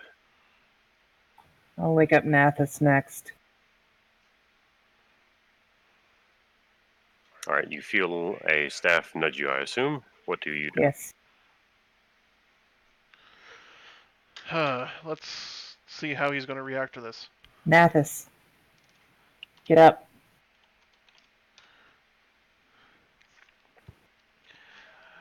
So, my eyes dart open, my eyes dart.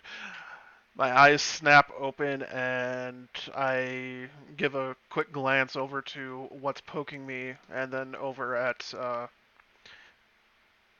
Diana. We have company, and I don't know what yet. I nod and slowly get up. Where's my weapon? Already. We still have 2 sleepy orcs. That can be fixed. Yeah, as soon as battle starts to break out, I'll just be like, what's going on? Yeah, we're probably gonna wake up soon. Yeah, Overk's probably a real light sleeper. Always on edge. Alright, screw this. I'm gonna go do it on random then. It did not do it how I was hoping it would.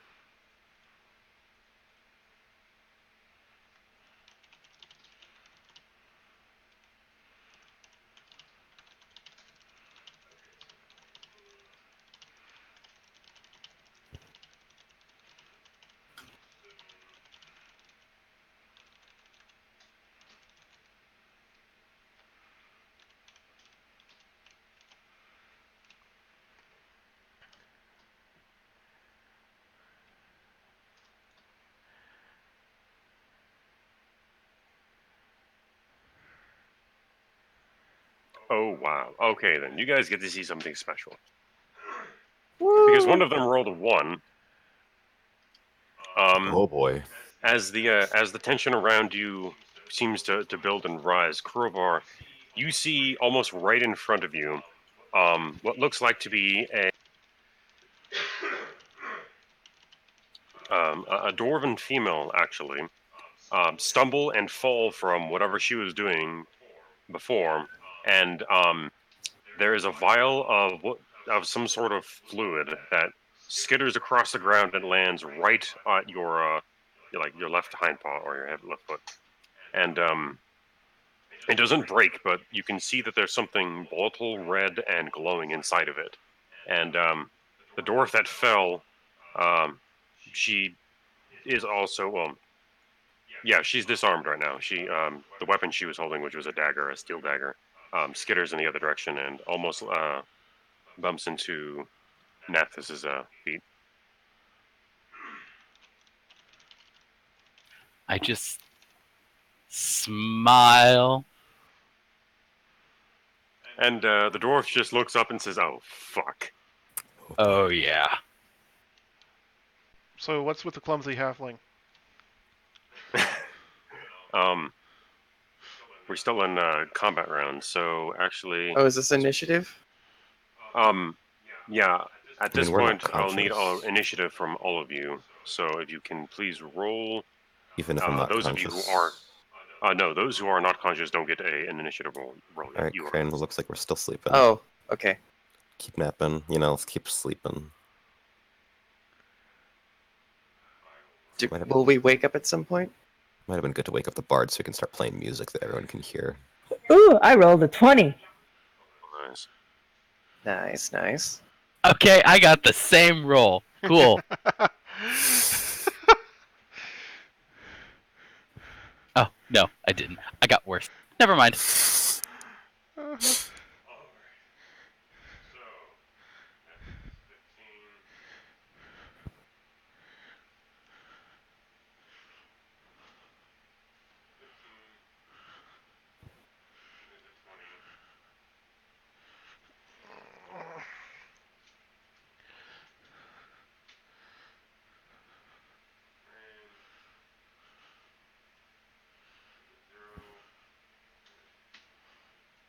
Sorry about this. I'm not trying to kick so long.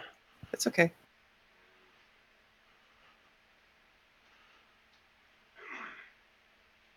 All right, and let's see what there it says. Oh wow.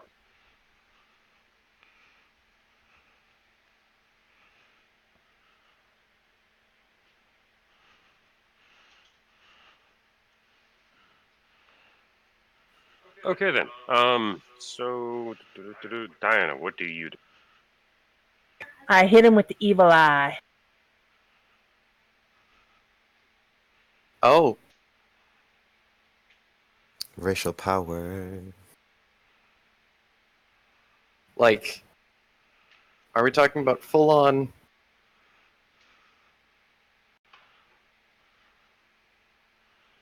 Diana? Full on what? What? Full on hag? Or.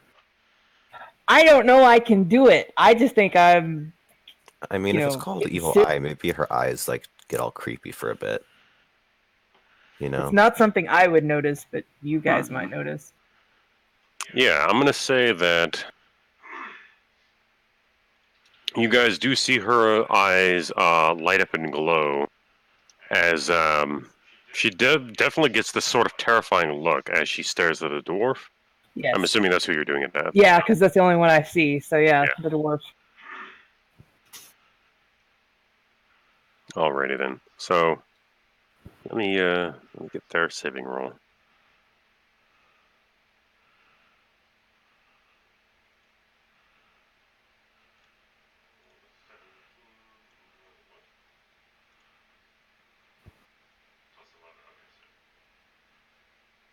And if they succeed with the saving roll, how much damage do they take?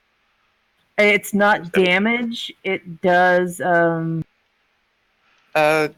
he's just stricken with fear. It's Okay. damage equal to or double my level, and stricken with fear if they. So, Oh, okay. So I'll so treat if this they as save, it's like equal to your level, but if they fail, it's double your level? Let me double check that because that's not very clear.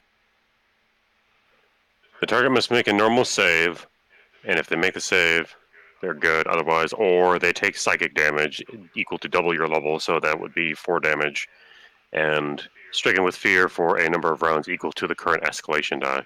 Since the current escalation die is at 0, it would have been probably 1 round. And So like a minimum of since 1. you, yeah, I would say a minimum of 1. That makes sense. But unfortunately, since the NPC, since you did make the saving roll, I'll have you do the minimum damage since it is a spell that does do damage, even though it's only a little bit. So she takes 2 points, and minimum damage is your level. So 2. Hmm. 2 Yeah. points of damage. Doughboys.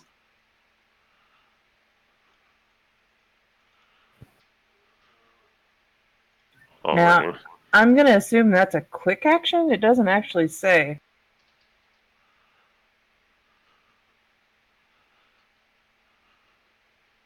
Mhm. If it doesn't say,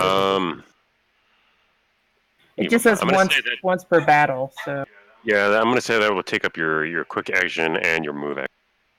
So you can use a standard action, but yeah. it's usually powers that don't have the thing mentioned is usually standard, but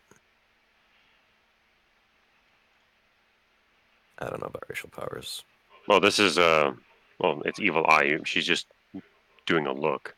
Yeah, like I said, I Okay. don't know how racial powers work. I just know that for spells, when it's not explicitly mentioned. next, I'm gonna do hail on them. Hail, hail.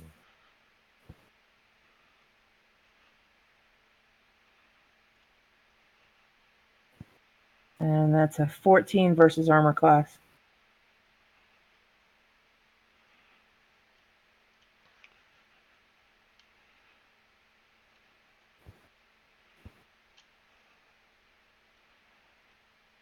Oh, versus their AC straight up. Okay. Yeah, it's just 14 versus AC. All right. That does not hit their AC, unfortunately. Okay, it does damage equal to my level, so that's another 2 points damage. All right, so 4 points on her, and then it is their turn. Oh boy.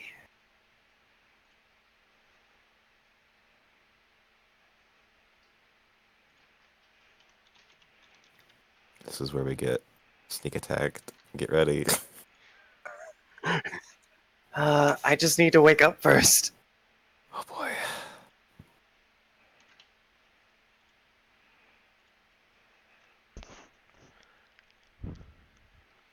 Who just Well, said BRB? I think it was Dream because it didn't show a different icon. Oh, okay. Yeah. Hopefully we don't die before we have the chance to wake up. So I don't think they can one-shot us. don't say that. By the way, racial powers are usually either quick actions or reactions. So, Oh, Well, I was saying it would tick up the move action as well because it's something that you know. she's yeah, giving I him a mean glare. it's DM. Obviously, DM has last say. I'm just saying how it usually goes according to the book. Yeah, I just don't know because my power is like a passive, so it just happens. So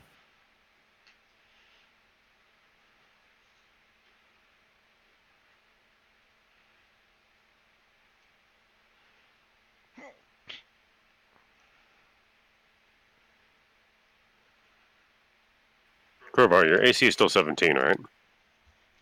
Yes. Okay. Fuck. Okay, then, so, what happens is they come out of, and by they I mean, 7 other, what looks like rogues and bandits. They come out of the shadows and immediately start trying to attack you. Unfortunately, none of them actually managed to land a hit, like literally. whoa. One of them got up to 16 on Crowbar, but yeah. So Get fucked. they so not only did they initially introduce themselves by landing by face planting in front of you, but their first initial attack is absolutely So basically, they're just swinging their weapons around, like, look, we have weapons. Look. They're trying. They're trying their Surrender hardest. now or prepare to. Ah!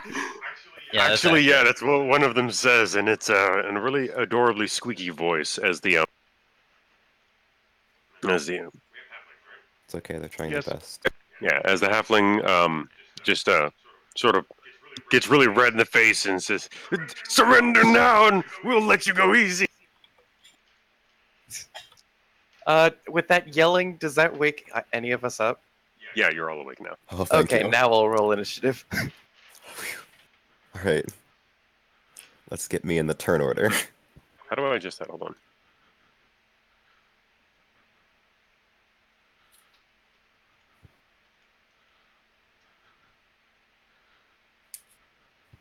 I'll All take right. it. My initiative is a 21. My initiative's a 13. Homework just shoots awake. What's going on? Alrighty then. So Nathis is next. What do you do? So who do I see right now again? There's the dwarf You who see fell. 8. You see the door. Okay. Hold on. Yeah, I didn't actually say all of the races, did I? All right. You have the dwarf female who fell.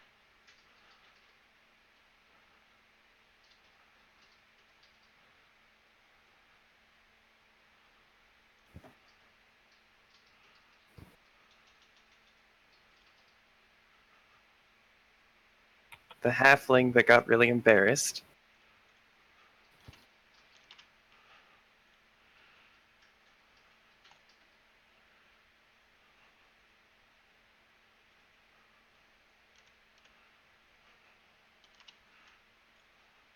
Sorry, I'm writing them all explicitly out in the document, then I'll paste it to Okay. general chat. But we have a dwarf female, a dwarf male, actually. Also, you have 2 halfling males, 2 halfling females. And you actually have 2 kobolds, from what you can see. Um,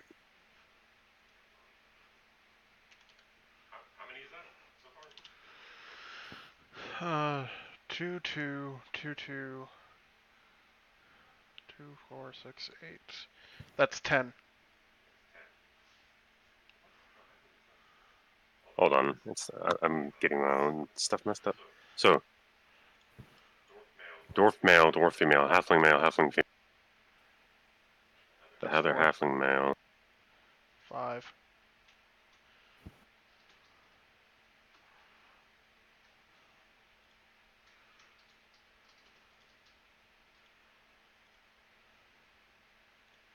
I apologize. I should have probably rolled this up before combat actually started. It's okay. It happens.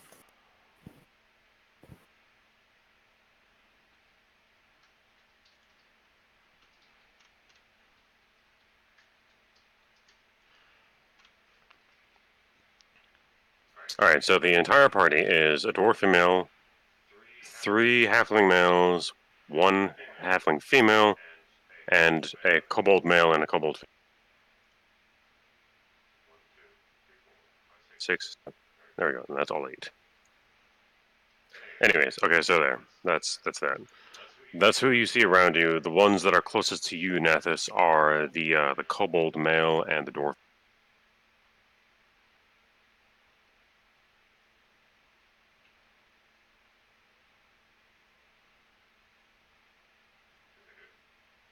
Yep.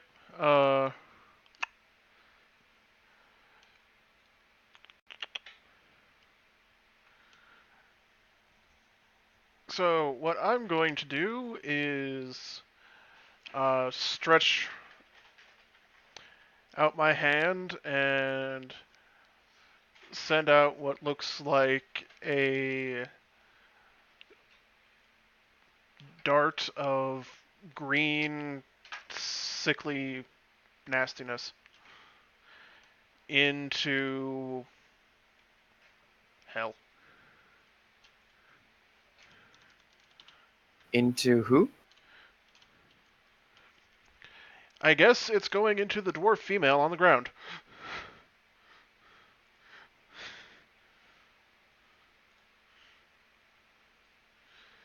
So that's 19 versus mental defense. Yeah, that definitely hits. 2d8 plus 3 on make the roll.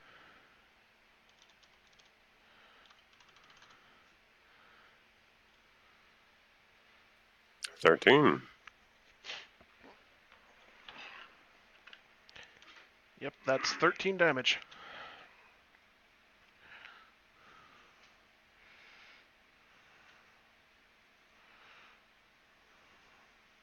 Alrighty then, is that the end of your turn? Let me check quickly. Fuck away. Doo-doo.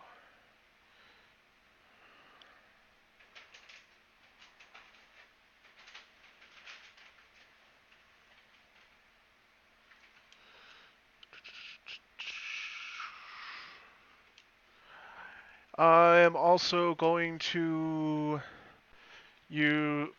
Who looks the strongest?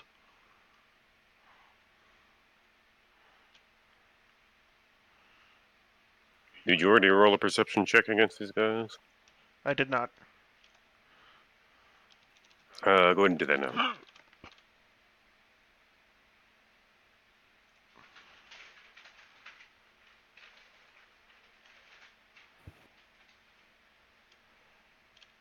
That's a 19. Alrighty.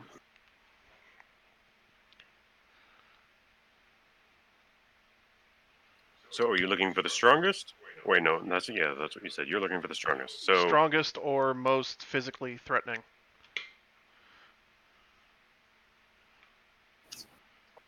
you notice that one of the kobolds doesn't actually have any weapon.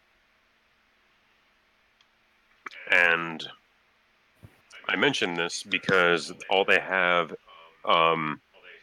seem to be doing is holding their fists up. They're not as big as a Kredexikar because, well, Kredexikar is kind of just stupid huge for a kobold. He definitely doesn't look thin either. Monkey type. Okay. He's getting hit with misfortune. Oh, That's a 17 versus mental defense.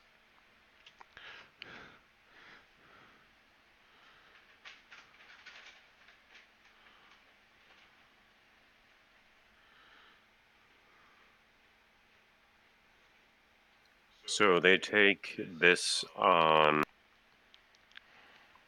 They can roll against this to save next round or this round. If it hits, they can roll against it at the end of their turns. Okay. And they get +5 every time they try? If they miss because of this, then they get a +5. Otherwise, they have to roll normally. Okay. All right. So they are. That does hit them. Wait, hold on. Yeah, that does hit them. So The kobold monkey dude.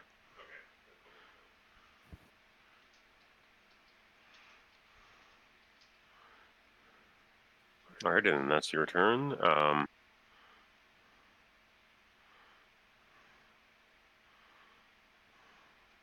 Wait, who was next before the others woke up?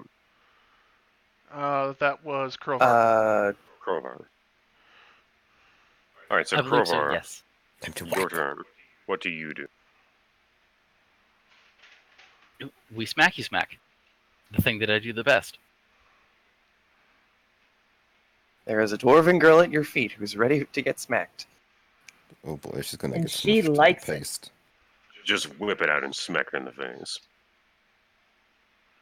The whole dear. fight stops. Oh, Maybe dear. don't do that. That sounds like a party foul to me, honestly. Yeah. Okay.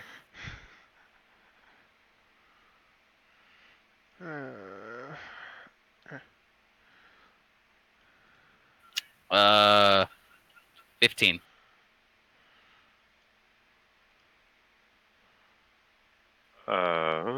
Wait, who are you attacking? The dwarf one who's prone at my feet. Oh, okay.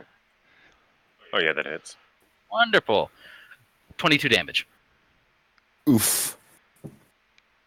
How did you? And she is knocked out. Oof. That is a big hit. Sure is. What was that roll for? The D6 at the end of every time I make a successful attack, it's for my frenzy. Oh, so you add 3 to your frenzy? Yes. Frenzy. So I've got 3 in my frenzy pool right now. Nice.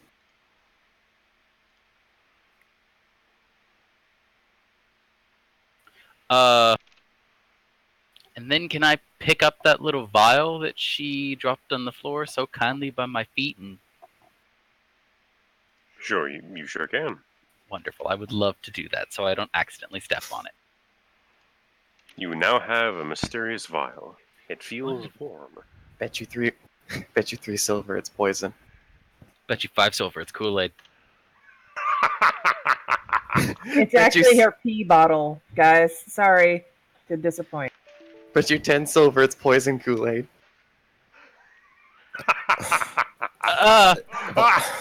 Why? would- No. All right. Nope. I was about to say, why would her pee be red and iridescent? But I don't know. No, Dream. No, Dream. No. No. Dream. No.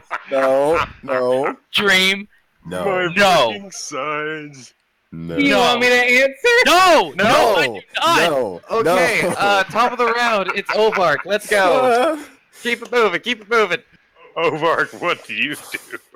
Well, I mean, do I have to?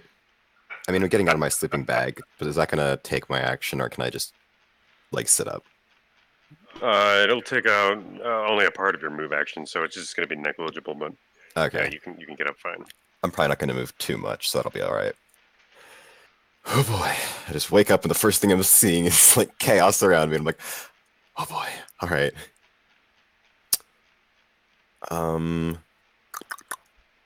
I want to see if I can. How many enemies are considered nearby? Probably 6 of them. Alrighty. I am going to use my quick action to start singing my Song of Heroes. So, +1 attack bonus until the start of next turn, and every time I turn to sustain it, it'll stay. Is the what is it called? Escalation die, is it +1? It is. Okay, so with that it's +2 because of the song. And with my action, Just gonna burn another resource over here. I'm going to try to sound burst. So I'm going to try to target 1d4 nearby enemies in a group with the spell. So I'm gonna have to roll for that. Mm-hmm. 4 of them. Alrighty. Very It is a nice. 20 to hit against physical defense. Yeah, their physical defense is not 20, so that hits. Alrighty. So time for some damage. That is 22 points of thunder damage, and the targets are dazed until the end of my next turn. Is that 22 damage split between them, or is it 22 damage to each of them?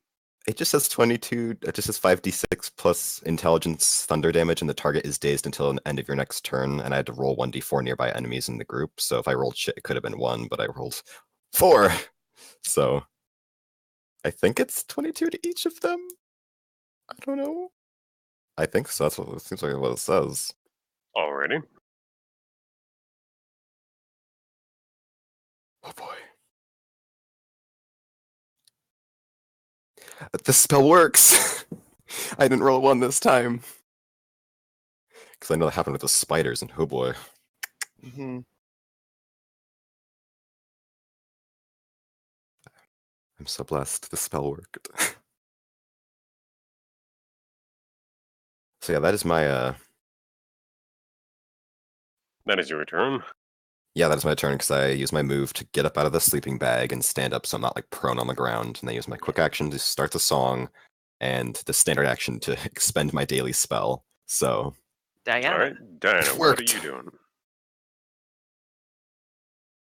Okay, I am going to attempt to hit them with hail.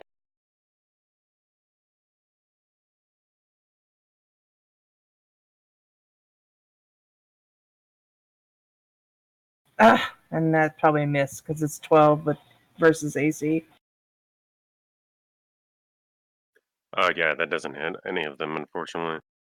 Well, they're still going to take 2 points of damage. Is it against a group, or hold on, It hits. or just one enemy? Who are you aiming at? I was aiming at the weaponless kobold. The kobold male with misfortune. Okay. Because that makes me think spellcaster. So yes, I'm going to aim at that guy. It could also just be like a pugilist or a monk. Or, Either way, good targeting.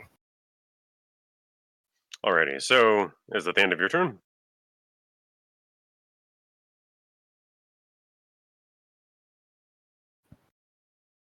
Nobody's hurt on our side yet, are they? No? Not yet. They all really failed really bad on hilariously so.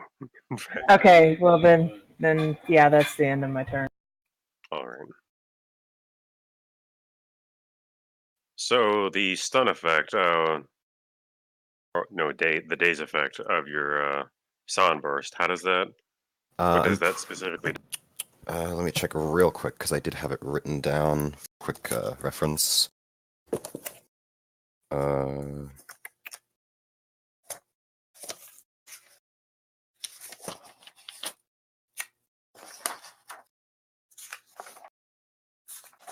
there it is.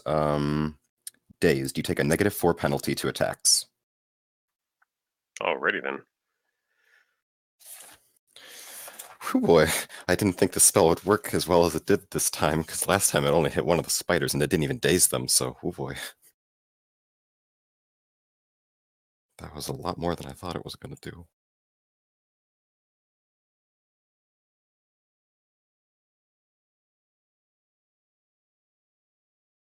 Damn it. Is there any way I can make the game do 8 of them at a time without adding them together? 8 of what at a time? 8 attack rolls? Just yeah, 8 attack rolls. I think so, but you probably want to set it up later. So it's not something that I don't think you could do really easily right now. I mean, you can go into a little menu Oh wow. on the left if you click the dice, and you can type in I mean, the thing and just click it. Pretty sure Nathos has it right there. I mean, you can do that, and then you can manually add each one, or you could alternatively go into the menu on the side and then do that using the advanced dice roller option. Because if they're like got a plus Ooh, 7. somebody got it. So, oh boy. For that one, I'll do. We have 7 people in the group, right? 6 counting our kobold friend. Yeah, because we would have had 7, I think, if Nath's little demon buddy was with us, but he ran off. Right? So. Alright, and then it's Crit Hexagon. I get it.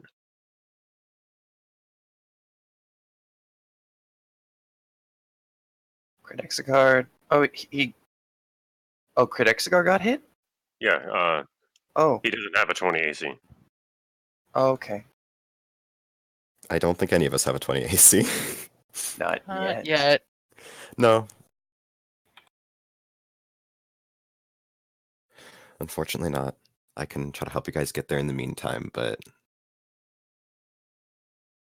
no. No natural 20 ACs for us yet.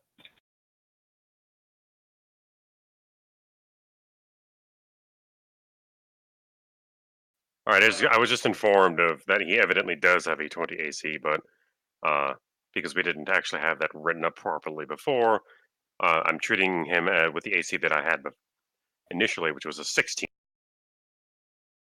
So he still gets it, and he still takes.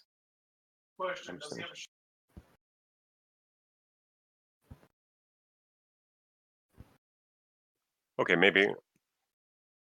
Just go. Never mind. Yeah. Anyways, so he takes 7 damage.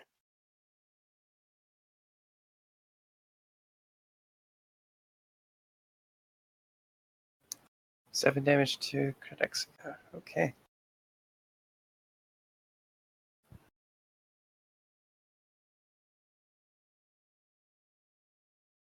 That would be Connor. You take 7 damage. Ouch. I think that's the first time I've gotten hit. Oof. I think so. I think you guys have managed to protect me pretty well up until now.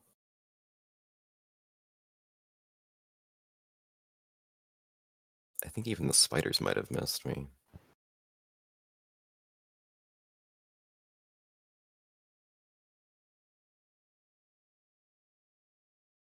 All right, Connor. You take another 7 Ooh. damage. Oof. You get shanked twice. Ow.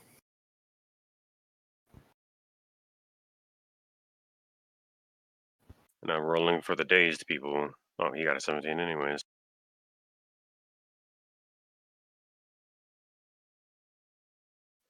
All right, Quillen, you take 7 damage.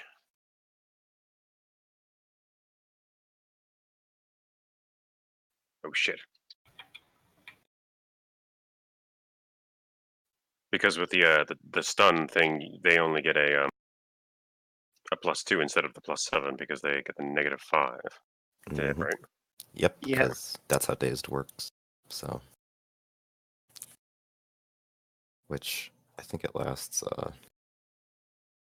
yeah, they're dazed until the end of my next turn, so it's still gonna stick. All right, so none of the other ones hit. The Dwarven, no, she's knocked out. Never mind. All right, then top of the no, not top.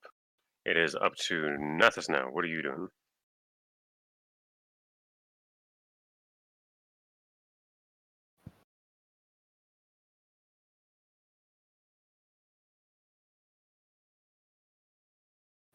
This? Quillen, are you there?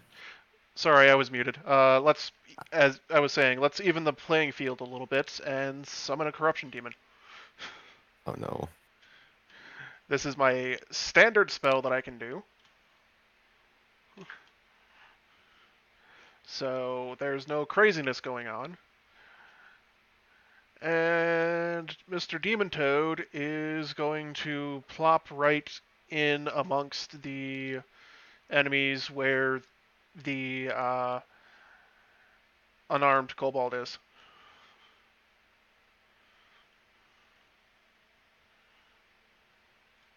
So, blop. Alrighty then. And this one just attacks along with the other guy as soon as he gets back.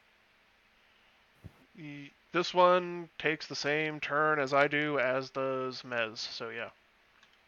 Okay. By the way, you can tell that Mez is almost back. Uh-huh.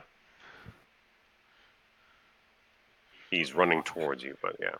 You need a leash for this guy. Seems like it.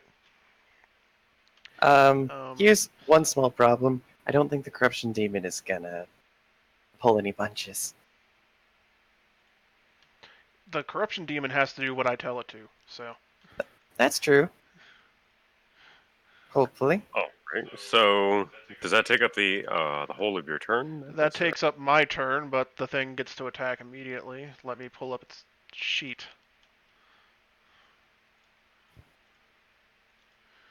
How much health is Grid Expert going to have during this combat round? Set of combat. He has 60.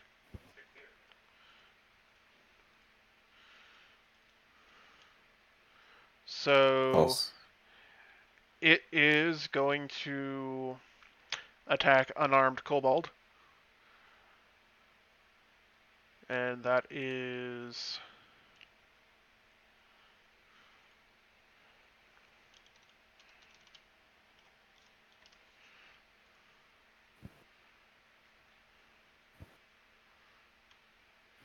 Actually, you know what? It's going to breathe on unarmed kobold. Oh. 24 versus 24. Does he have bad breath? 24 versus physical defense. Yeah, that hits. Yeah, that's bad breath. He has halitosis. That is rank. 6 poison damage, and the target is dazed until the end of its next turn.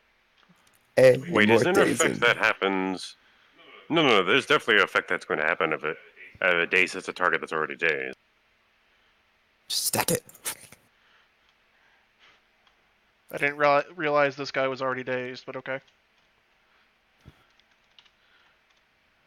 Oh no, never mind. He had misfortune, not daze. Yeah. Okay. And that is the only time it can do that this battle, because of what I just rolled, so. Alright, so that thing takes 6 damage, right? Yep. And dazed, okay.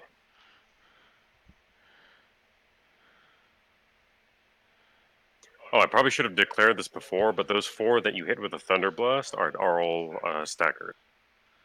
Oh, okay. I mean, I'd hope so. That was 22 damage each, so yeah. That was surprisingly well. I didn't think it would do that well. I figured I'd roll like a 2. Alright, Crane, what are you up to?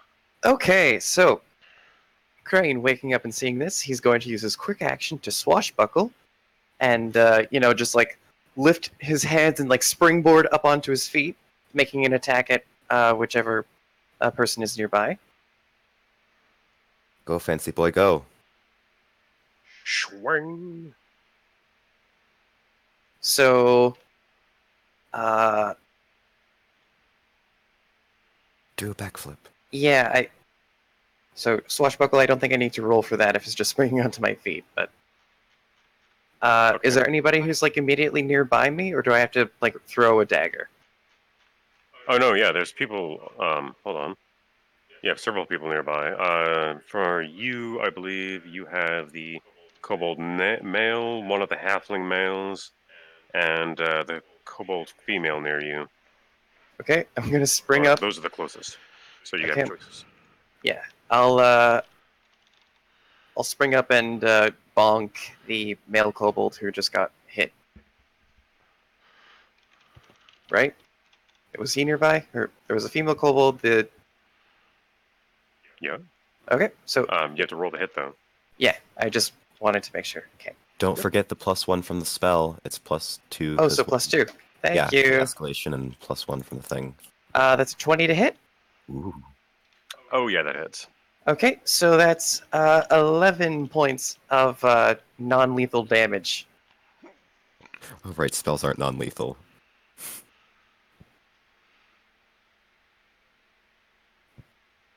And if he's not down, I'm also going to use Shadow Walk. What does that do? Well, here we go. Isn't that the thing that you use all the time where you're just like Some sneaky Yeah. out of bullshit. existence? Yeah, my Void Elf bullshit. Yeah, it's the bullshit. He just pops it. So yeah, that's a 20 against the highest mental defense in the area. None of them have that high of a mental defense, so in fact, all of their mental defense are exactly the same. All right, so take your pick. All right, so you disappear. Yeah, I disappear and I'll show up next to whichever one you choose. Next round. All right, then Rogues. Crowbar. It is your turn. What are you doing? Smacky smack one of the ones that decided to poke Ovark. Oh, thank you. Because that was rude. And I Rude. need to teach them some manners. I got stuck Mhm. twice. Alrighty then. So that would be the dwarf male and the kobold female who stabbed him. So which one are you going to be poking at?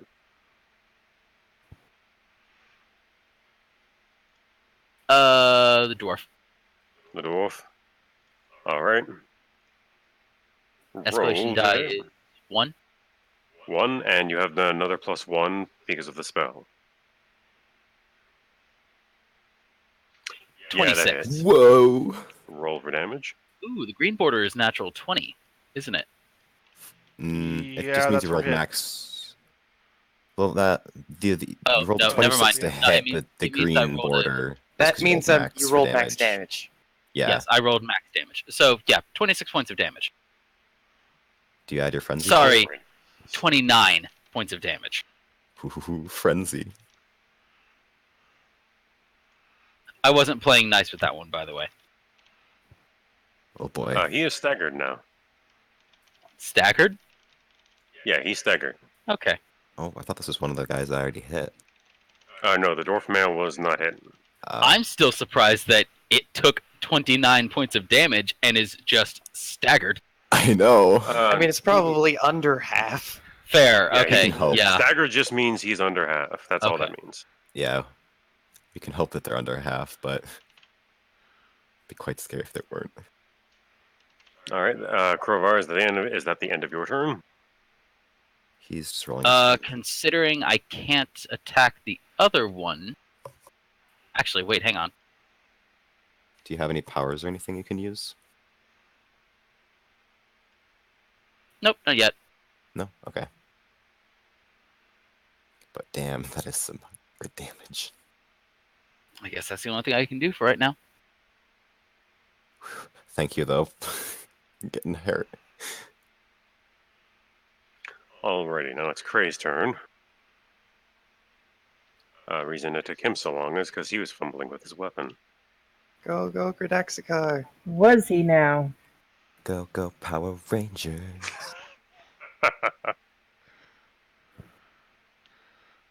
His weapon is his penis. No, Thank you, Fox. please, no. In reality, what weapon does he have? He has the longsword. Damn it! You had one job. It had to be a hammer. Fox. Complete the reference. Carry on. He uses sword and boar. He does have his blacksmithing hammer, but he's not going to use that to kill someone. They're not worth that much. We're not killing them anyway. We're just, incapacitating. Well, The yeah, but hammer is my Which would be penis. perfect. Oh my god. Go stand in the corner. You can use a hammer. You can use a hammer, but he doesn't have to. Like, yeah, I know. Or he has a greatsword. I swear, this group. Oh, Like this. Except that was yours. Okay, so Nath is helping me out with that. So 15 AC does not hit. So yeah, okay. So he does a miss of 1 damage. Wait, no, he's level 2, so he does 2 damage. He should be level 2, so 2. So that one takes 2 damage.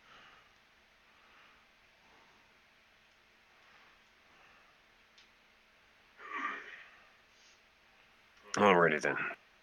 Top of the round. Ovark, what are you doing? Well, I just got stuck. You have a couple new holes in you, yes. And they don't feel good. No, I doubt they would. Well,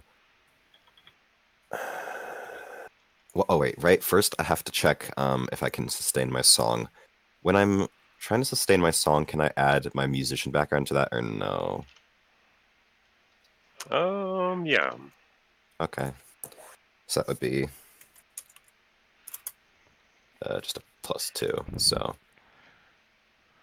hopefully the song stays. All right, it does. The song is maintained. So escalation die is a 2, and the song is a 1, so it's a 3. So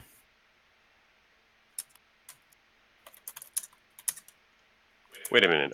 Did you add the escalation die to the 1 attack column? I did not, so that would have been a 16.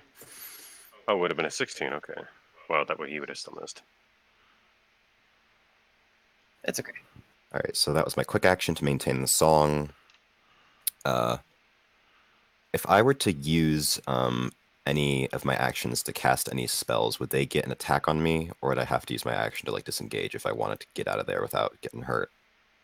I mean, if you're staying still, then no, you don't have to roll to. Okay, because I was just gonna try to like maybe battle chant them or something like that, but I didn't know if being in melee when casting a spell or using a power would cause them to get an attack on me.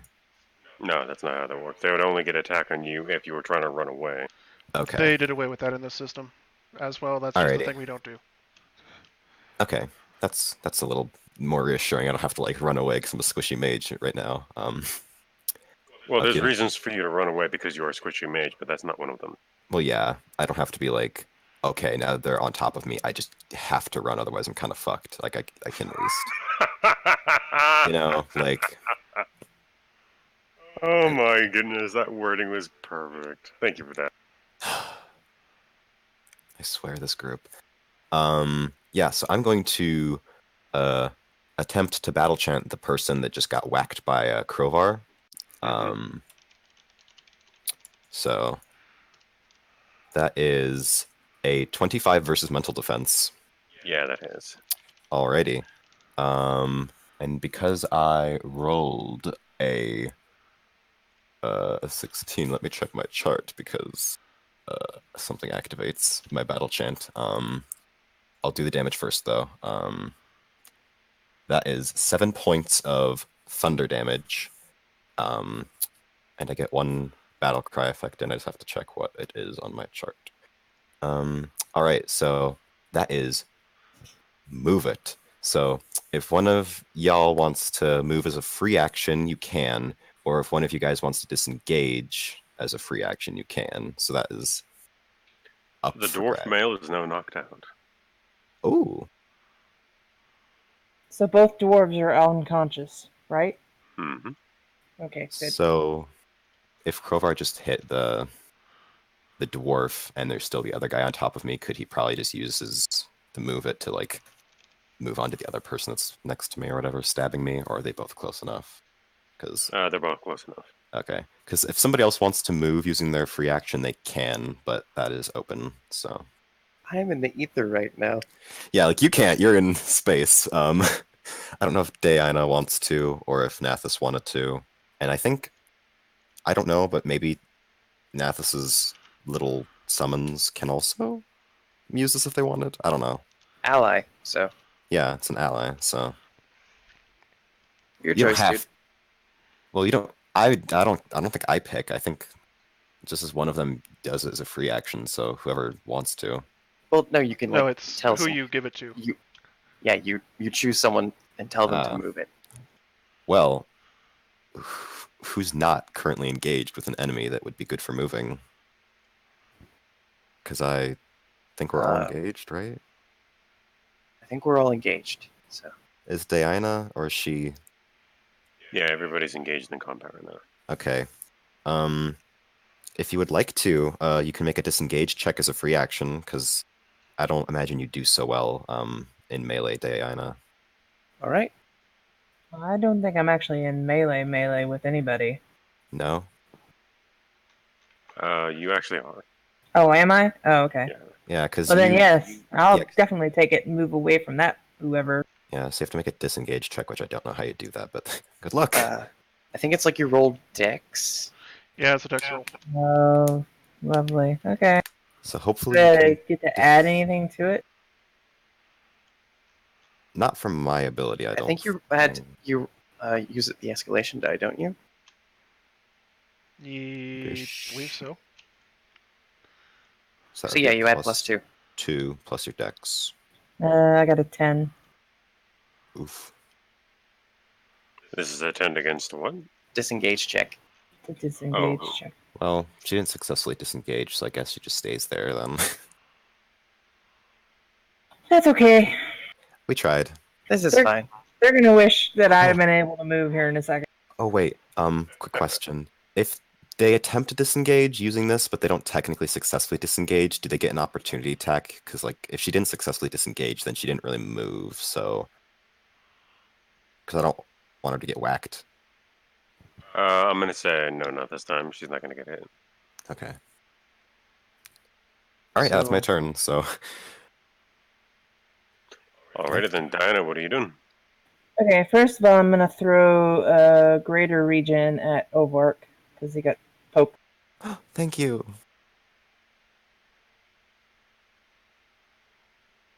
So you get 2 heals for the price of 1, essentially. Okay, so would I roll both of my recoveries right now? You're only using 1 recovery, but you get to roll 2 as if you're using 2. Okay, so... Alright. So... Should I roll the healing now? Does it go into effect immediately? Yeah. Okay.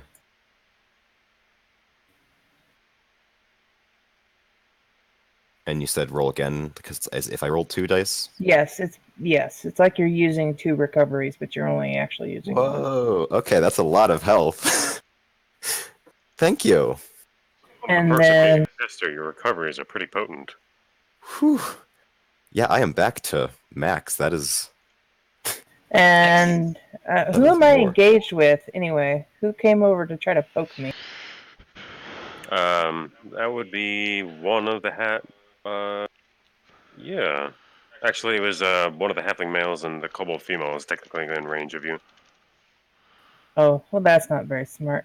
Okay, I'm gonna hit them both with fairy. Well, no, I can only hit one of them. I'm gonna hit the halfling with Fairy fire. yes. Nice. 19 versus physical defense. That hits, and Roll 6. roll 3d6.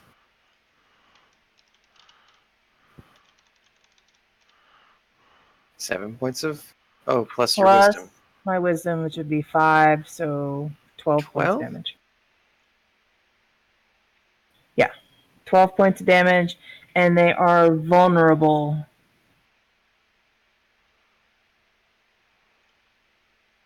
Until they make a hard save of 16 over. Alrighty, that guy's looking pretty rough. Is that the end of your turn?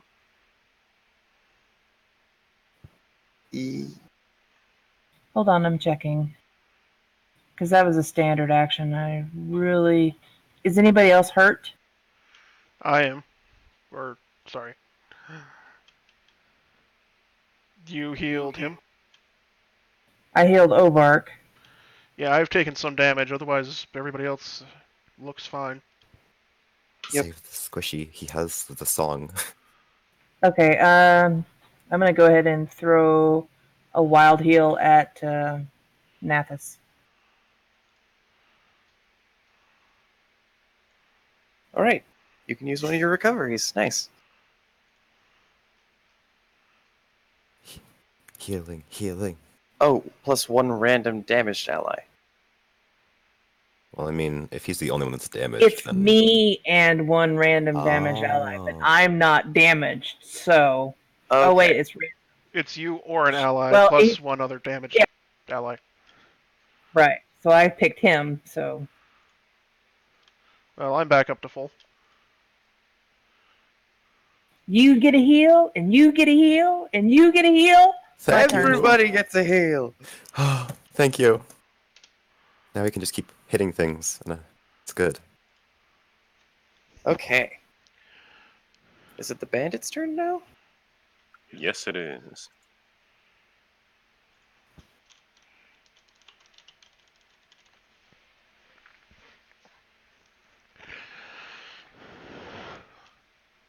Who are these attacks against?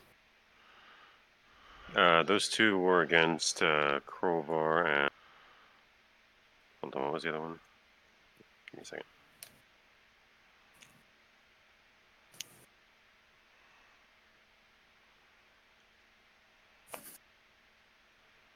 Yeah, and Crane, so that doesn't... Crane, you actually haven't come back yet, have you? I have not. I come back on my own turn. He's in space. So that one doesn't go against you, that goes against either... Right, against Nathis, but that doesn't hit, okay, so never mind. I know that realistically, you know, Crane is probably like hopping into some like Shadow Realm and stuff and like doing some cool stuff we can't see. But I just like to imagine that he like essentially hops into almost like a little box, like elevator music playing, and then he just waits and then he just like hops back out. It's not as exciting as we think it is. He just goes, all right, Shadow Step time, and just like waits a few seconds. Checks his watch. Alrighty, so you take 7 points of damage, Dream. Wait, I take how much? 7. 7. No, You got the healers. stabbed. Healers You get got Rude. Ah! It's a rude. It's because I who's was that? throwing heals around. That's why they hit me.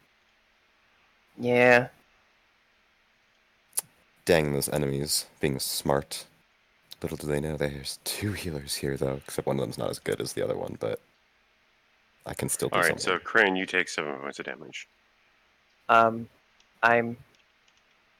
can't be targeted. Did you mean Fuck. Nathis? Someone else could take 7 points of damage though, because I'm pretty sure 24 hits any of us. Alright, so Dream, you take 7 points of damage. Oh! 7 more? 7 more. Sorry. Crane! I'm killing Crane when he comes back.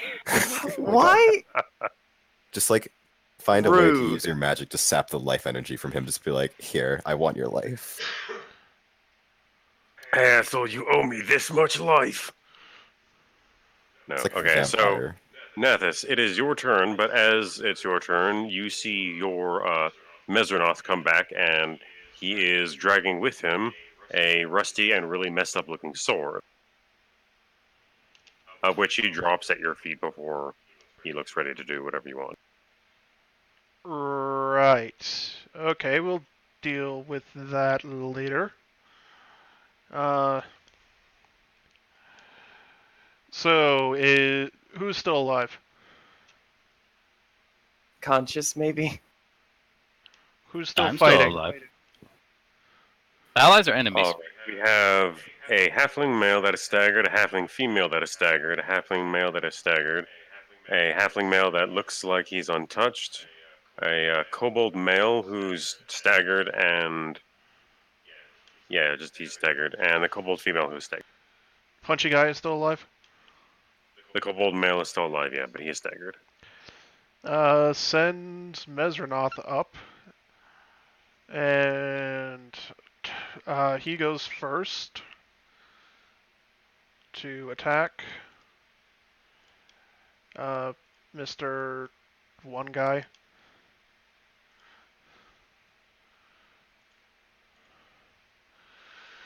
Doo-doo-doo.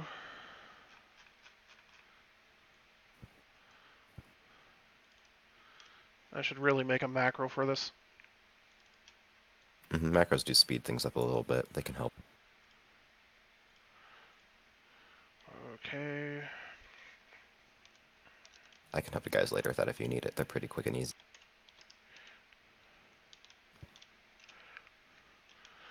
That's a 16 versus armor class. That does not hit.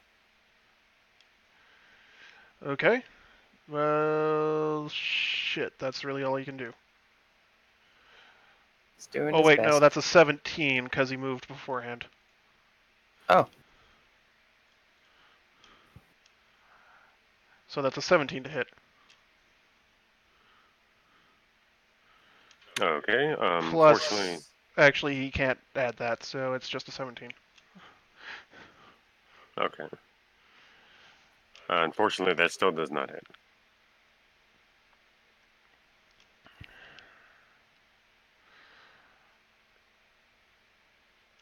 Okay, well then, Toad Demon goes for a bite.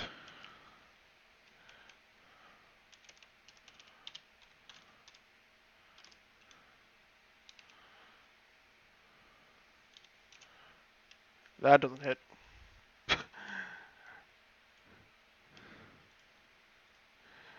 So my demons are useless right now. it's okay. I'm going to run up and smack him with a sword empowered by hate.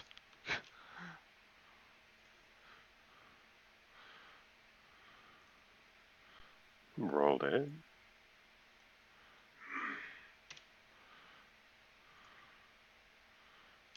That's 19. Also, can you roll a d20 for the sword? That's a 1. Oh my. Alrighty then. That's gonna burn 2 charges then. That's a critical fail. So you do hit though. So 1d6 plus 3. Well, plus another 5 because of hate. So. And 2d6 because level. I was just reading the unstackable. Yeah, unit. actually, I have completely forgotten to update that thing, so it should be 2d8 plus everything. So what is the total damage? Plus 8.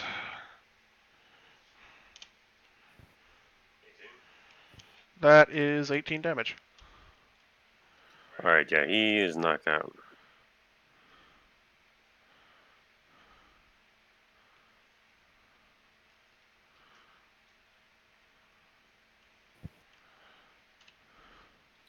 Also, welcome back. Welcome back. Whoa. Okay, you need to die now. Sorry, I had to go to the bathroom. Give me a break. It's not Where's your pee bad. bottle? It's just. I am not going to use a pee bottle. I am not going to be like my one crazy aunt. Ugh. Okay. She's done that. Is that Nathis' turn? Also, so sorry about the dogs.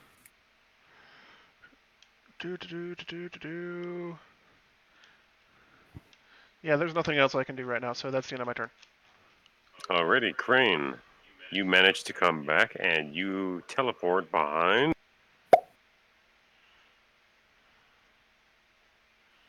I'm trying to figure out who's all awake.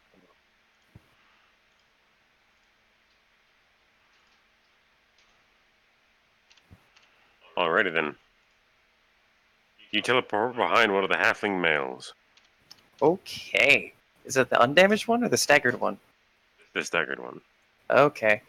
Well, I'm just gonna do a regular attack, so but it's doubled, I guess. So, +3. oh man, that's only an 11 to hit. Oh, That unfortunately does not hit. dang. Eh, So you tried to ninja one of the wannabe ninjas, and they managed to dodge your ninja. damn it, it's too much ninja in this situation. Well, rogues! Too many rogues! well, I still got my momentum, so I'm good. Do a backflip. He still takes 2 damage. Alrighty. I'm not sure if that's first rogue attack. I'm not sure if a miss is still doubled with my shadow block. Double damage with your first rogue attack. That would be up to the DM. Yeah. Yeah, sure, I'll give it to you. Okay, so 4 damage then. Alrighty. Thwack. So, Crowbar, it is your turn. What are you doing? Get him. Get him. We're smacking the other one. Thank you. Which one are you smacking? The one that isn't staggered that was still standing next to Ovark. Alrighty. Mm-hmm. Because I'm in squish and I need protection.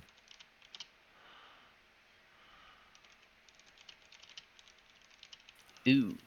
Fuck. Well, Did you add 14. +3? that does not hit. So, Okay. 2 damage. Dang it. And the first 2 damage he takes. 8 damage. Actually, my frenzy dice still apply if I miss. Ooh. It's pretty cool. Wait, he takes 8 damage? Yes, it's the 2 from my level, but my frenzy dice still apply even if I miss. Alrighty, so 8 damage then. Are you doing anything else? No, that's it. Alrighty, so it's Cridexico's turn. Go, little buddy! If you click on the thing that looks like a newspaper where it says journal up above, and then open up Kidraxikar, which I need to fix his name. Yeah, character sheet.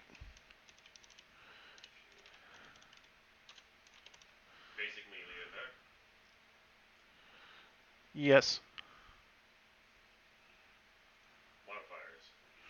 None. Actually, sorry, +2. So. Alright, so it's that +2. So he does it. Just barely. And it does 12 damage? Okay.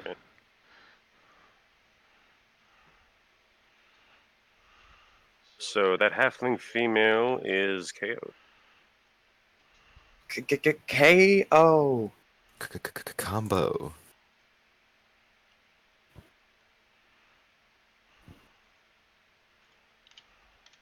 Alrighty, it is now top of the round. Ovark, what are you up to? Alrighty. Well, there's still the one person that was attacking me. And, well, actually, first again, I have my song to try to maintain. So let's see if the Song of Heroes stays. Alright, it stays. It's up. So currently with the escalation die, it is a +4. And I still have my action. The escalation die is at +4 right now? Or No, the escalation die is at +3, but because my song that I maintain your is song, +4. okay. Yeah. So, I'm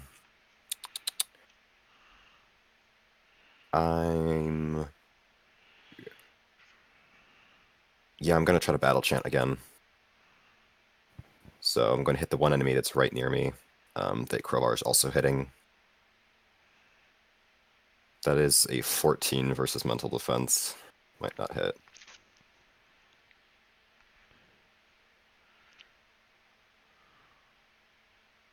That does hit. Oh, okay. So That would be 6 points of thunder damage. And who's that on? that is on the enemy that was just attacking, that Crowbar just attacked, the one that's near me.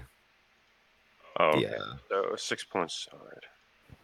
Yep, and I do get That is another even number. So again, move it activates. So if is Dream still getting hit, or I mean, she's not being actively hit, but is there there's someone still in range to hit her. Okay. I think I'd like to try to let her attempt the disengage check again if she can. Already? 'Cause Okay. she's our healer and we don't want her to get killed. That's just a dex roll, right? Plus the escalation, right? Which is +3. I think that's what Quillen said. Ah, there's an 18. I can move away. Already, nice. Also, if Ovark he needs to do a save for the Oh. heal to see if it's still going, because I don't know Oh. if you took any more damage. I didn't, but I would make a save? Yeah, you basically are making the save to keep it going. So you failed. Well, I didn't yet hit Wait, again. let So. me double check. Do I add anything to it? Would I add the escalation die to saves or no?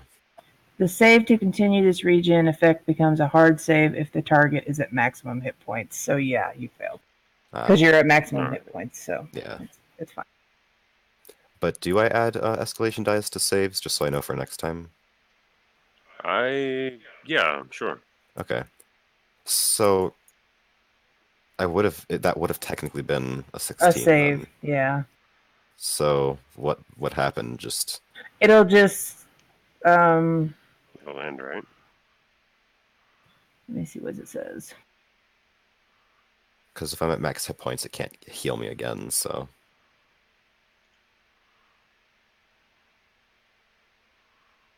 It just says if it succeeds, it continues, and you will heal using a free recovery again at the start of your next turn. oh So if you take damage free before your recovery. next turn. Wow, this is a nice spell. Yeah, it's just a continuing heal effect until it fades. Ooh, okay. Thank you. This is very useful.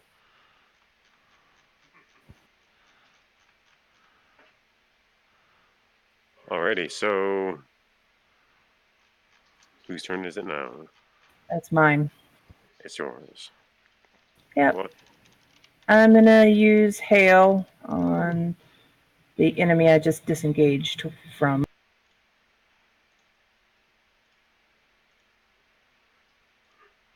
Okay, so the escalation is at 3, but his song makes it a 4. Yep. That is 24 versus armor class. That most definitely hits.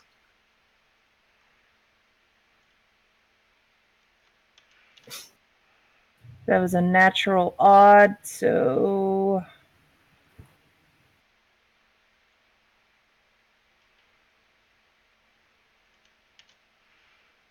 he takes 4, and anybody near him take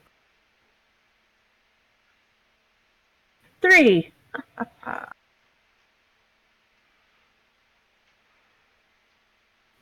Oh wait, that's not right. He takes 9, and anybody near him takes 3. Each nearby guy near him takes.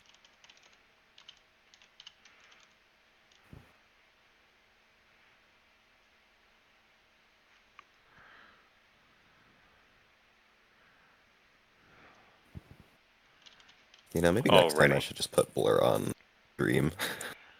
That would probably help keep her safe. What are you doing with the toughest iron? Keep spamming. Sorry, I'm replacing it. Alrighty then. Bandit's turn.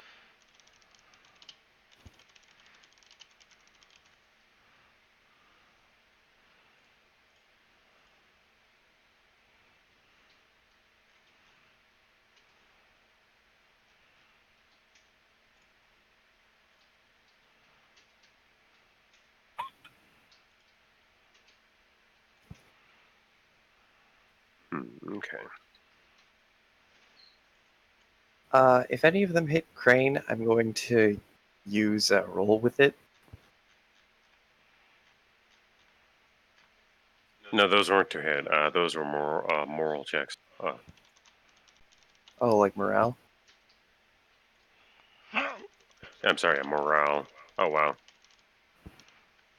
Okay, then, so 2 of them decide to immediately run. Those are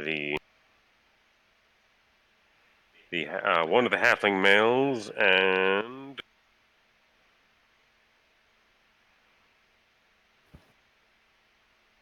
okay, 2 of the halfling males are gone. Or they're running through the underbrush now. You and you have the opportunity to attack, so Who has an opportunity to attack? that would be Crane and Crowbar. Sure, let's do it. So you have an Okay. attack of opportunity on the 2 that are playing.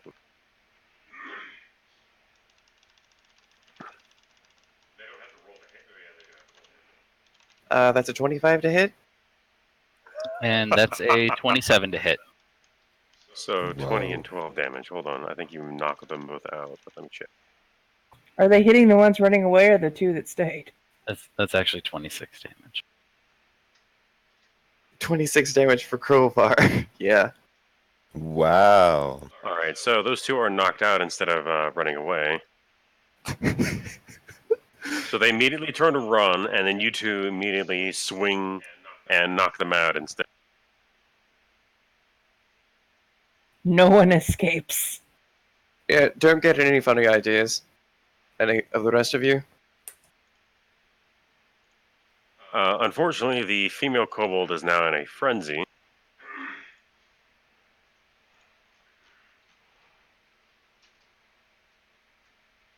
Are we about to have a rage off? Oh my god, yes. Please. Please let me go ham on this one. Already. Oh my god. Please let me go ham on this.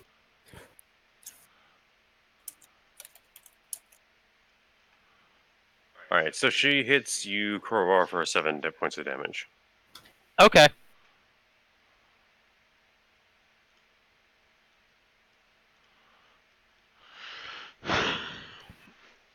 Wait, I'm sorry, 9 points of damage. Okay. Alrighty, and It's okay. Crowbar's a thick boy. He can take it.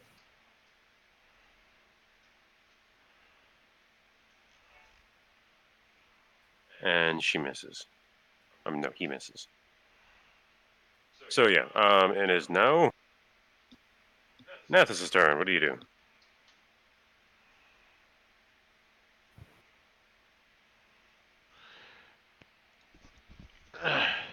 My turn. Who's still going?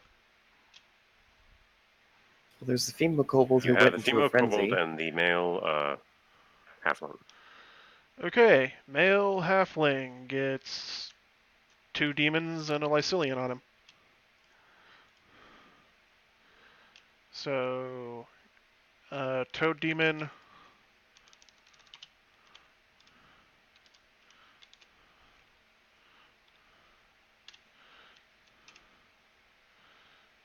That's a miss.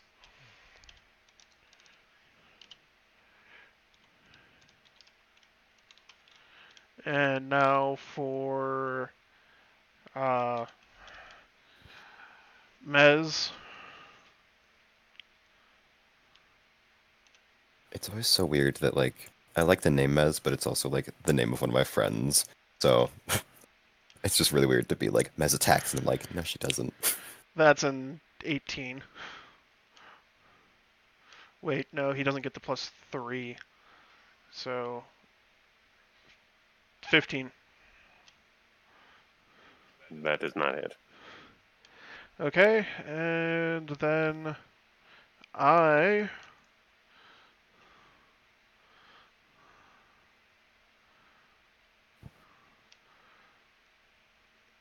am going to use Rending on this guy. Yeah. And Actually, no, I'll just hit him so that I don't kill him. So... Unstaggered... Is the song still going?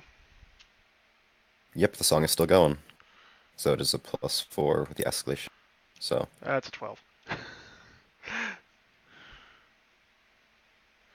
So... No hitting this time. Alrighty then. Crane, what are you up to? Okay, well, there is the halfling that still is here, right? And the kobold lady who's in a rage. Indeed. Okay. So I guess I'm gonna saunter on up and make an attack at the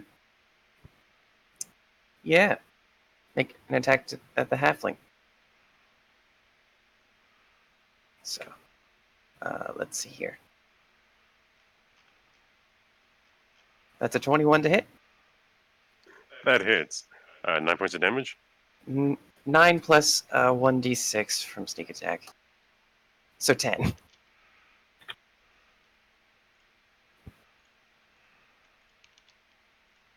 Non-lethally, of course. Yeah, he's knocked out. Oh, he's knocked out? Yep. Okay. So now it's just her left. Crowbar, what are you doing? Wait, no, Ultra Crane, Frenzied are you Strike. doing... wait, what? That's a thing? Just to verify, Crane, that was the end of your turn, right? Yes. Yes. Alright, so Ultra Frenzy Strike, what does that do? Ultra Frenzy Strike is one of my encounter abilities. Again, I can do it once per counter while I'm engaged with something. With a 4 modifier right now, with the spell and With a the song fucking and the escalation day, right? Yep, it's a +4. Basically, it's just a very, very strong attack. 27 to hit. Whoa. Twice the That frenzy definitely hits. damage. Wow. Okay. So Oh boy. This poor person's gonna get turned to paste. okay. I had to roll the weapon damage on here because it doesn't factor it properly on my Ultra Frenzied Strike. But it's my weapon damage plus the strength, which is already factored in on the hit. So 18 plus twice my frenzy. 3, Alrighty 6, then. 9, 18, 18 plus 18, 36 damage. Alright. Wow. Who is in melee range of the kobold female right now? I don't know. Dana, you took a step back, right? Yeah. Alright. Ovark, you are hanging back. I was just getting attacked by the 2 people, and Crowbar helped me, and I think we got rid of both of them, right? Yes, I did. They both got Okay. knocked unconscious. All right. Okay, so it's I'm just still there. Crowbar and Crane and Nathis that are nearby. Oh, does she have like a go out fighting sort of thing? That was 36 Sort of. points of damage. Come on. I would like all 3 of you to roll a saving throw with con. Saving throw with con? Oh boy. What? Do we have the escalation die to that? I forget. No, you don't. Wait, who else rolling saving? Am I one? No, you're not. Oh. It's just Crowbar, Nathis, and Crane. Oof. That's That's a. Oh, wait, that was the wrong thing, wasn't it? Boy. Oh wait. Well, it's supposed to be a saving throw plus your con, so... Oh, it's plus con, not plus the escalation? No, Oh. no escalation. Uh. Oh, 'cause Yeah, that's you a had me for 9. the dreams thing. That's a 14. Or wait, how do you roll the? Actually, wait, I don't think I did it It's the same properly. as the initiative. Click on your token and then hit the save button on your. Okay, It's underneath initiative. my bad. Okay, so we'll try this again. It's all good. No worries. So with that, it would have been 9 on my original. So I click save and then con. or do I just click save and then type in the con mod? And then type in your con modifier. Yeah. Okay. Still not great.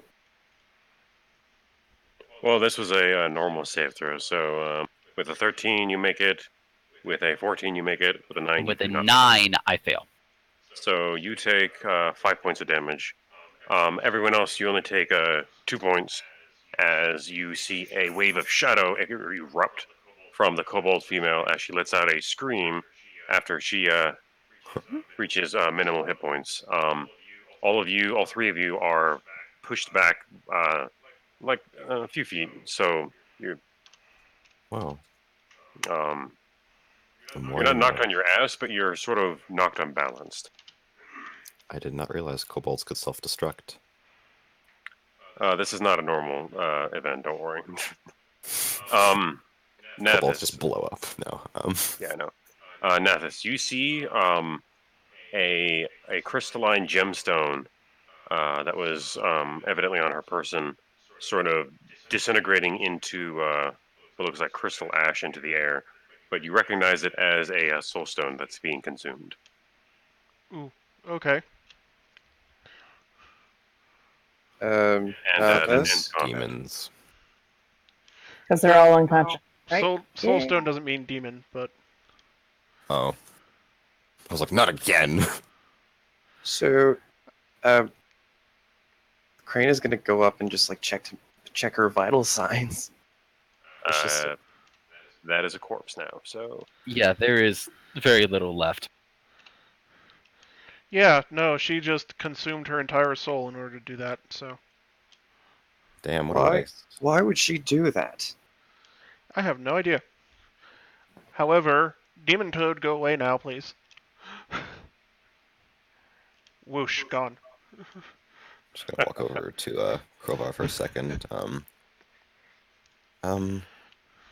Thanks for helping me with the people. Yeah, no problem. What the hell was that? Before you do that, Mesranoth runs back over to the sword he initially grabbed, or came in with, and shoves it into your hands, Nathis.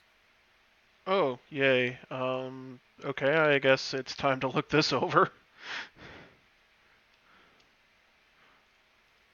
You find that it is indeed an extremely rusty and old blade, but if you inspect the craftsmanship, you may be able to find more, but you'll have to roll a perception check. And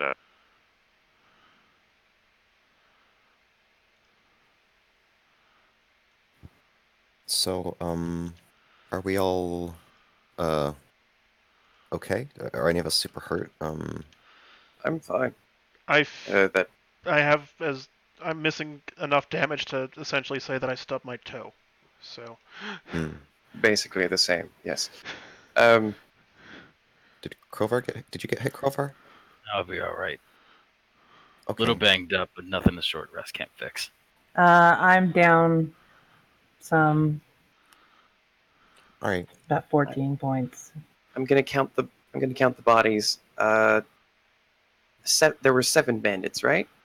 There were 8, and one of there them were 8. self-destructed. Oh, okay, so there are 7 bandits. who how remembered many- to buy rope? We have Open Adventures packs. We have rope in our adventurous packs. We tied them up. Yeah. So you go to count the bodies. Yep. Count the bodies. Alrighty. You have all the. You find one dwarven female, one halfling male. I'm sorry, 2 halfling males, 1 halfling female, a dwarf male, and the kobold female. Dwarf male, dwarf female, And the halfling, kobold male. Strip them halfling out male, from their underwear and tie them up. halfling male, halfling male, halfling female, then kobold female. She's Dead. gone. So, should we not sleep around here? Because We got attacked. We got ambushed. So, I don't know if resting here is a good idea. How many bandits did they say there were? They were They guessing weren't- about Did. 12. Yeah, they were guessing about 12, but they really don't know for sure. Still, I think we Right. need to be careful. I mean, I don't think we'll be able to get a full night's sleep, but I think we can at least get a little bit of rest. Well, I was on third watch, so that it's almost morning anyway. Oh, true. Well, Why don't we just rest for a couple more hours and then we Yeah. take these back to town? wait, what if they aren't expecting us to have survived and they're expecting their people back? We might be able to get the jump on them. That's true. That's provided there actually is 4 more of them somewhere. Well, yeah. Or more. Well, actually, there is one way we can figure this out. I'm gonna look for. Could I use my... No, never mind. Do I remember which?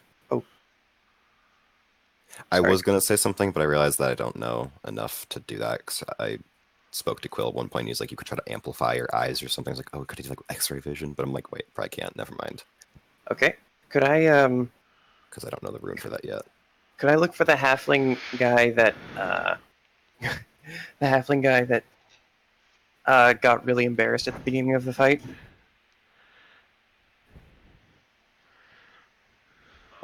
You don't see him. Oh, did he run off? You have 7 bodies. 6 of them are alive. Oh, so one of them just knocked out. Oh, one of them.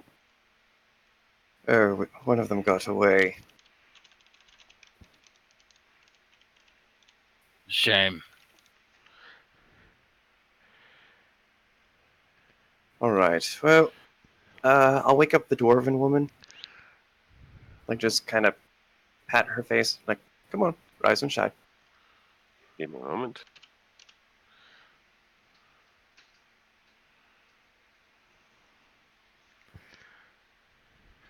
Yeah, she doesn't wake up. Okay, I'll try the other ones too, until someone wakes up.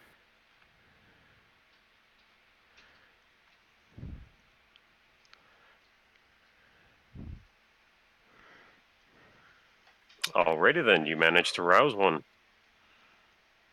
And that would be...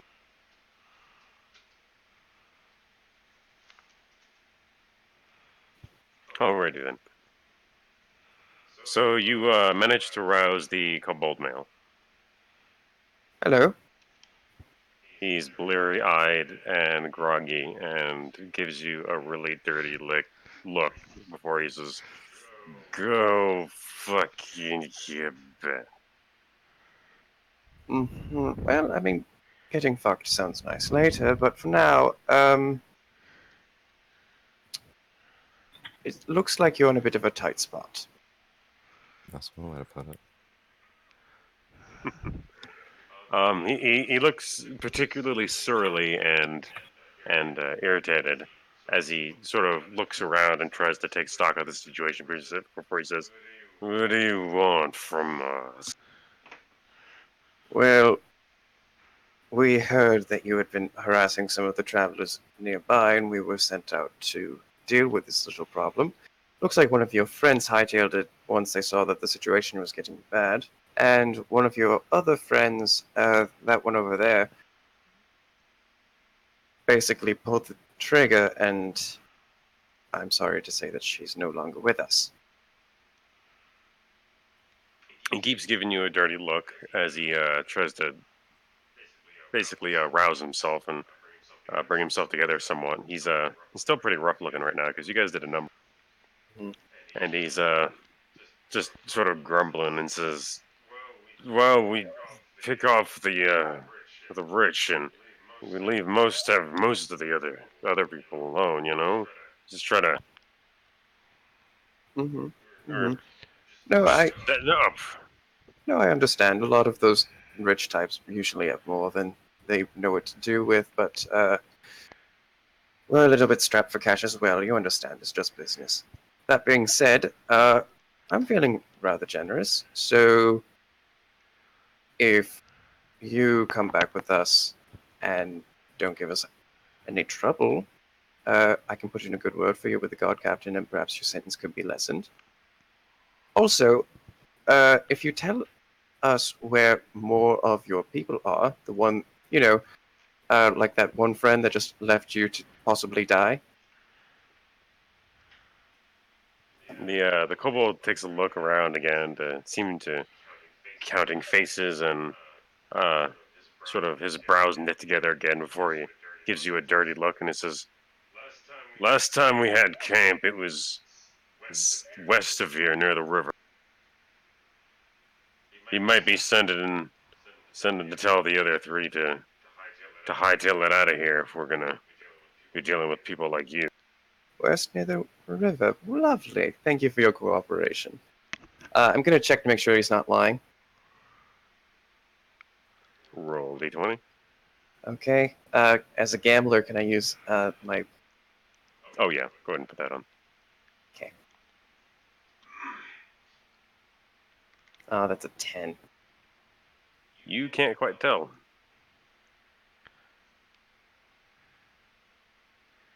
West near the river. Well, I mean, if you're wrong, then I can just tell them to increase your sentence. But if this is true... Can I check and see if he's lying? Sure can. Insight check. 21. So they don't have one of those. Fuck. Oh yeah, he's fucking lying. He is not telling the truth. Of course he's not. You know, of course, what happens when you lie to us. The kobold gives you a dirty look and says, "You're fucking lying about lying. You don't know what liars do." Really? I'm going to hold the tip of my sword into our campfire for a little bit. Hold on, Grothar. We can do that after. It's been a while since I played a card game, so I am a little bit rusty.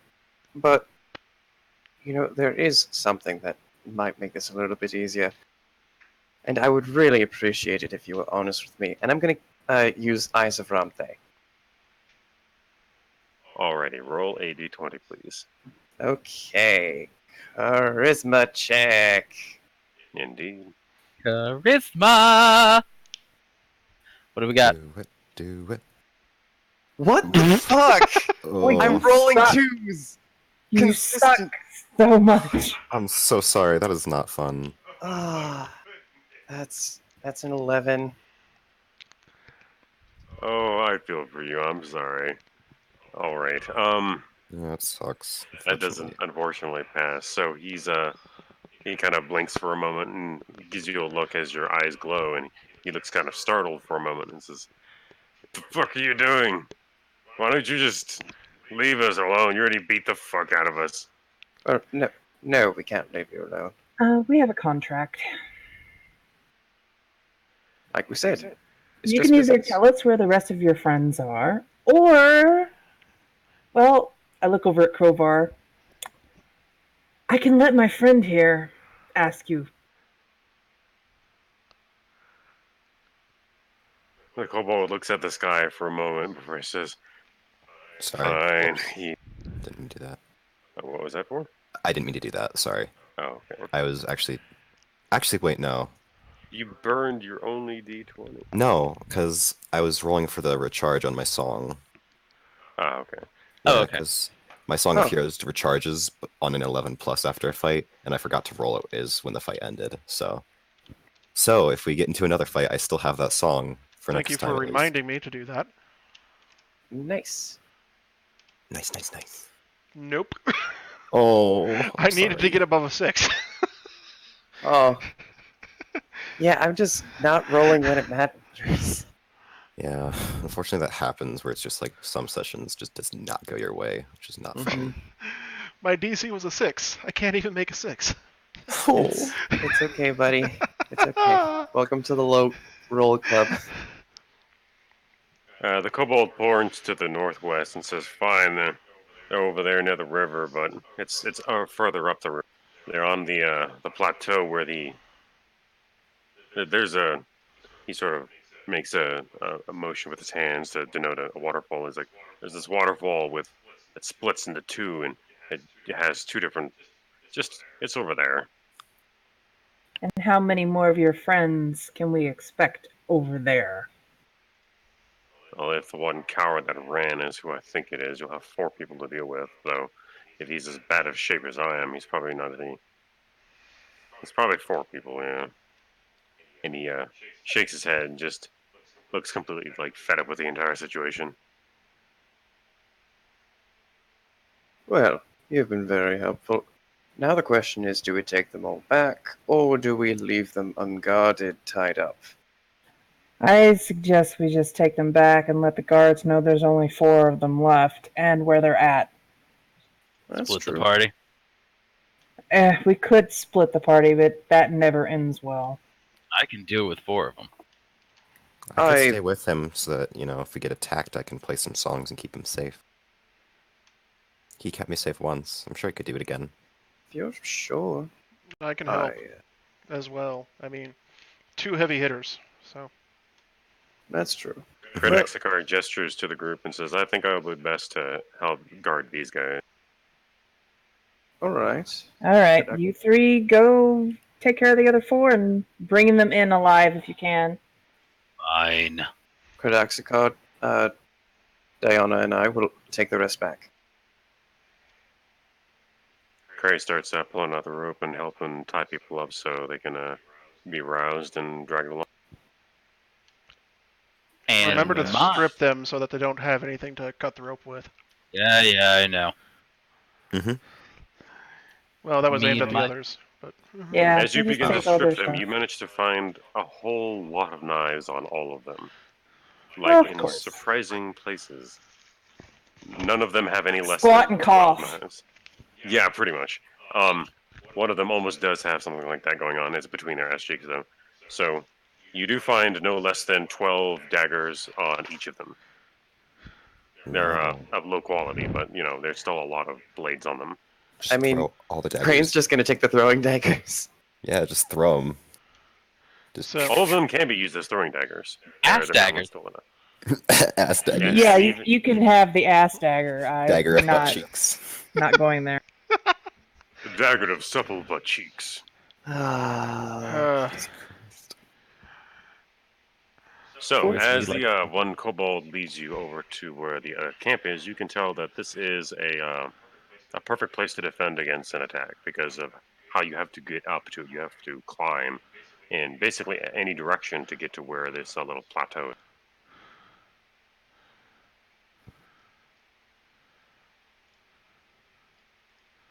Wonderful.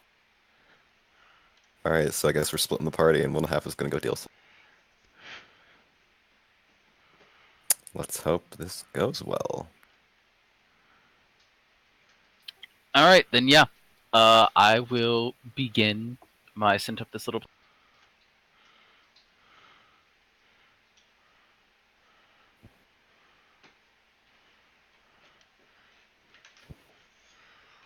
so we should probably let Crane go here, and then Ovark and I can, finish up quickly.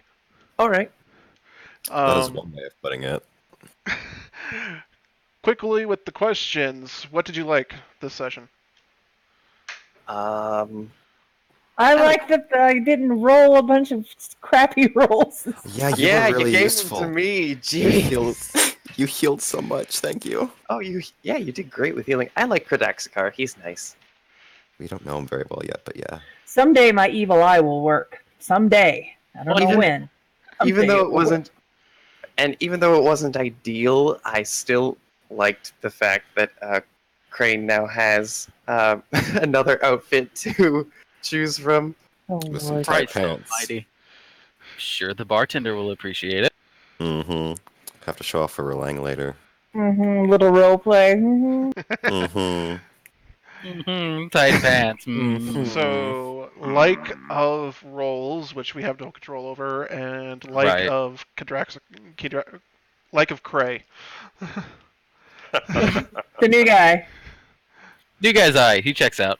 Yeah, he's Yeah. nice. He's President okay. Coldbolt is cool. I'm suspicious because I don't know him well enough yet, but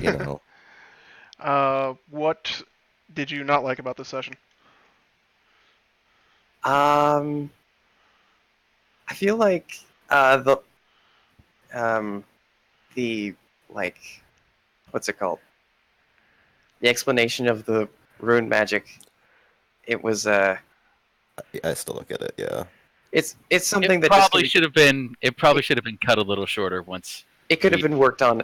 It can be worked on out of session. Yeah. Yeah. So, like, Fair enough. yeah, next time it can just Explanations things. like that needs to be out of session. um What do you want to see again? um. I mean, More interrogation opportunities. Yeah. I was I wanna- really looking play. forward to burning the bottom of his feet. I wanted to see. Oh, I thought you were gonna poke out an eye. No, I was going to burn off the bottom of his feet and then make him march all the way back to the sea. Oh, ooh, that's brutal. Ouch. And we would have gotten the information that we needed to finish off the rest of the bandits. Chaotic neutral, y'all. I'm trying to say in my... Oh right, Crane is chaotic good.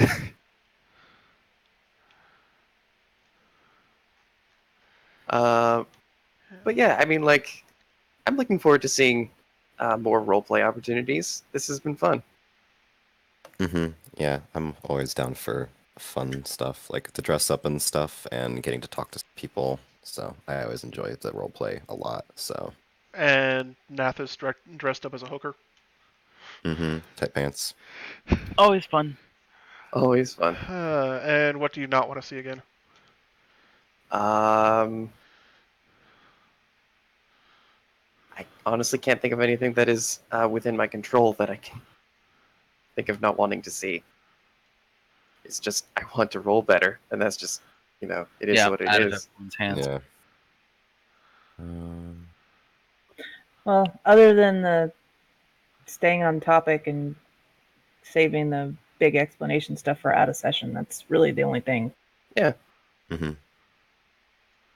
mean, like, I'm interested in what, like, a dungeon could be like, but that's not really something that's, like, a huge concern. I'm just interested to see how that goes in this system, just because we only had the Oh, cave. we'll have an opportunity eventually. Yeah. Oh yeah. We are That's- not high enough level to go into dungeon. No, I'm just saying. If we can't I'm handle interested. spiders, we cannot handle a dungeon. Yeah. Okay, so with that, Crane can leave us. Krovar and Ovark are with me. I'm guessing Dream, you're heading out as well? Yeah, I've got dinner and stuff to take care of. Well, that settles perfectly. Okay. So Yep. let's finish up this bandit camp quickly. And have we Fight. leveled yet? Fight. Yes, have we leveled it? That's what I want. I want more levels. That's what I want to see. Mm. I'm gonna say not yet, but soon. So everybody gets an incremental.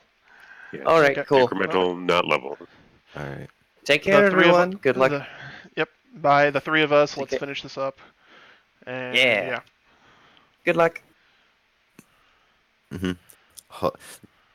That's when they come back and it's like, all right, guys, what did I miss? And they're like, we died. Making new characters. Fuck me. Right? Just No, like, we should be fine. hopefully, yeah, because there's only 4 of them. But worst case scenario, we get captured or something, so, which I doubt, because they're not probably gonna be as crazy as the one demon summoning dude. Because oh boy,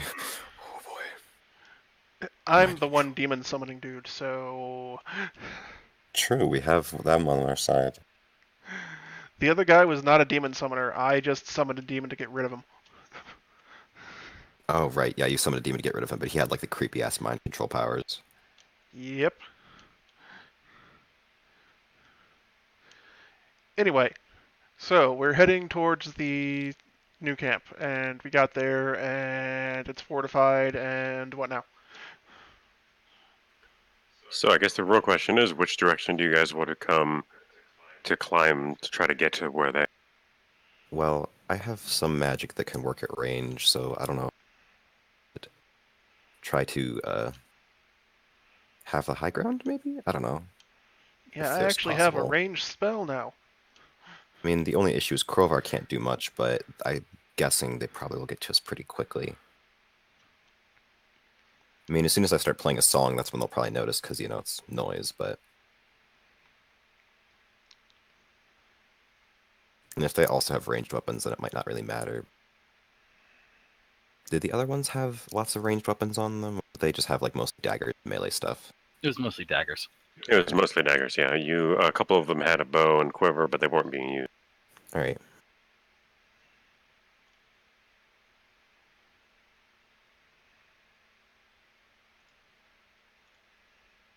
I mean, could I, like... I have no clue if this would even work, but... If Krovar doesn't have any ranged weaponry, could I, like, send him my Wand of Magic and point at people?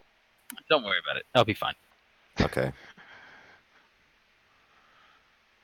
So, which direction do you try to climb to get up onto where the abandoned camp? There is no readily available like ladder or anything that we can see from here. From where you are right now, no. I mean, there's plenty of places where you could, in theory, climb up because of possible handhold places, but it's no easy place.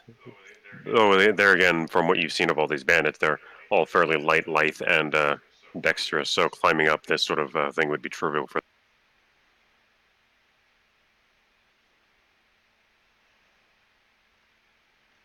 Hmm. Well... I've actually got an idea. Oh? Can I try and manipulate the rock so that it creates a little bit easier path or a climbing foothold for, say, someone who's a little less dexterous like myself to ascend easier?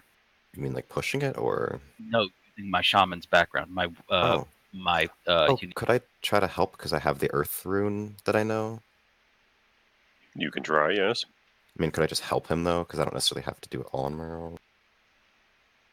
Would that help? Yeah, the best way you can think of helping him out with your Earth rune and your runic knowledge is to draw the rune on the stone, and then have him stand on it, and then use what he can to focus to basically channel everything all together.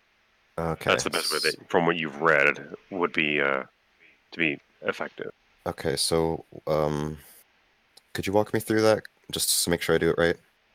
So the first roll is the writing of it, right? Yep, the first roll is just a d20. Alright, if I'm writing it, do I add the scribe to that, or no? To this... Hold on, let me check again. Just Oh, I scribe. put it in. Yeah. Because I didn't know if, because I was actually writing the rune for this one, if this was the one I'd add scribe to, or... I'd say since he's writing it, then yeah, you should be able to. But... Okay, yeah, go ahead and add your scribe to it. Alrighty. And then he can add Would it just magical be knowledge to the next d20 one. plus scribe, or would it be... Okay. So that is going to be a d20 plus 1, so that is a 13. Because I did not add the 1 manually. So that is a 13 for the writing of this earth rune. Alright. The next one is the quality one. And the magical potency. So you add, basically, you treat it as a spellcast. Okay, so would I... So because it would be background plus spell bonus, would I... That would be my intelligence, because it's my spell bonus, right? Mm-hmm. Alright, And if you have any relevant backgrounds. yeah, magical knowledge. Mm-hmm. Alrighty. That is a 15. Okay. And then there's the last one. The ignition and the reagent you use to ignite. I mean, if I had to guess, if this was Earth, it's probably a bit of dirt, right? Would that help? Or would it need, like... The reagent can be a variety of different things. It's basically what you choose to use. You don't have to use earth, and in fact, some of the activating reagents are things like some primal things like a droplet of pure mana or blood, or sometimes it's the sometimes spit it's on it. something sacrificial. Or No. yeah, sometimes spit too as well, though that would be very much less potent. So Yeah. it's just think of the potency of the spell and what you want to put into it, and that'll help modify what it does. So what you want to put in as the reagent. I don't even know if I have a dagger to like prick my finger with, so I'm gonna have to check that because I don't know if I can even do Crowbar is stuff. with you, right? He has a sword. That's a very big sword. I don't Got think the he can sword, prick I my have finger. claws. Yeah, he has claws. You have all kinds of sharp things. That's my point, though. Okay. If you want to, Like, I'm gonna I hold up have my finger tusks. crowbar. Oh, I do have tusks, but they're probably not sharp. Are they? Are they that sharp? That's personal grooming. yeah, That's that's personal true. grooming. That's I up to doubt you. he'd keep them that sharp. He does, and I drew them pretty rounded in the art, so. Clawed it then. All right, I'm just gonna turn to crowbar and go. Really quick, just don't hurt me, please. What? Prick my finger. I need some blood to finish the rune. Just don't. Please be gentle. Okay. Make me bleed, but do it gently.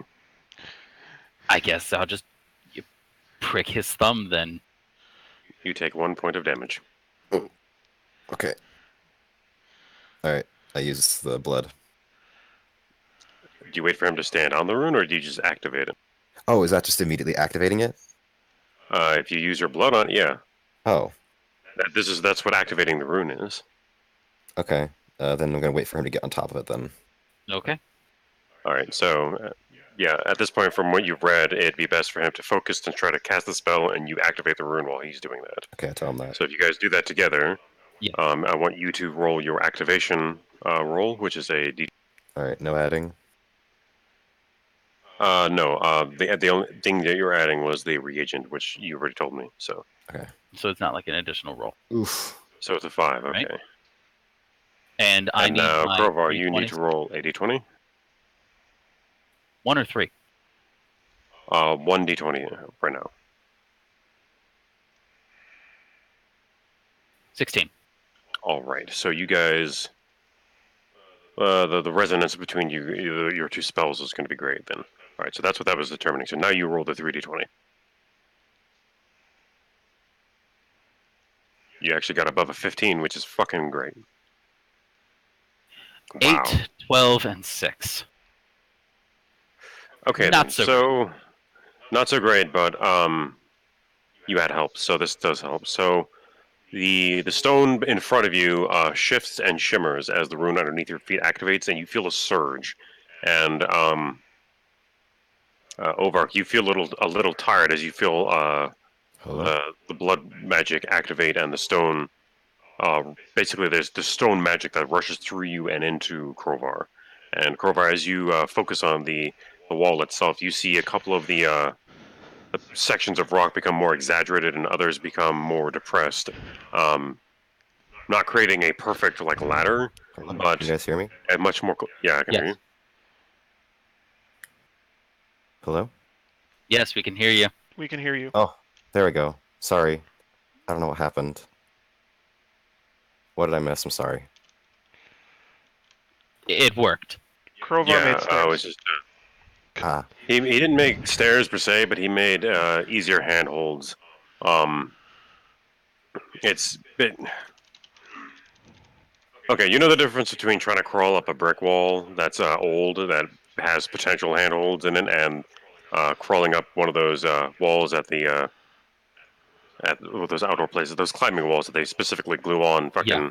like brightly colored. It's not like they're brightly colored, but there's obvious handholds now that you can, and foot depressions that you can get yourself up easier. It's not great, but it's a It's lot more something. convenient than it was before. just gonna quickly bandage up my finger. Also, the added bonus of doing it this way instead of as potently as you were trying to do before, this is a lot more difficult to. This doesn't exactly stand out. Whereas pushing in a solid staircase of stone or whatever would definitely be obvious magical adjustment to the area. Fair. All right, well, glad that worked. We did it. Thank you. You're welcome. Teamwork. All right. Climb. Okay. All right, roll a dex check. Oh, good. It's dex, not strength. Phew. At least have a decent dex. 11. Oh wait, don't add the 4 to it. That should not have added to the 4. So that should be 13. yeah. All you have to do is get above a 10. Can I add my roguish background to this? Sure.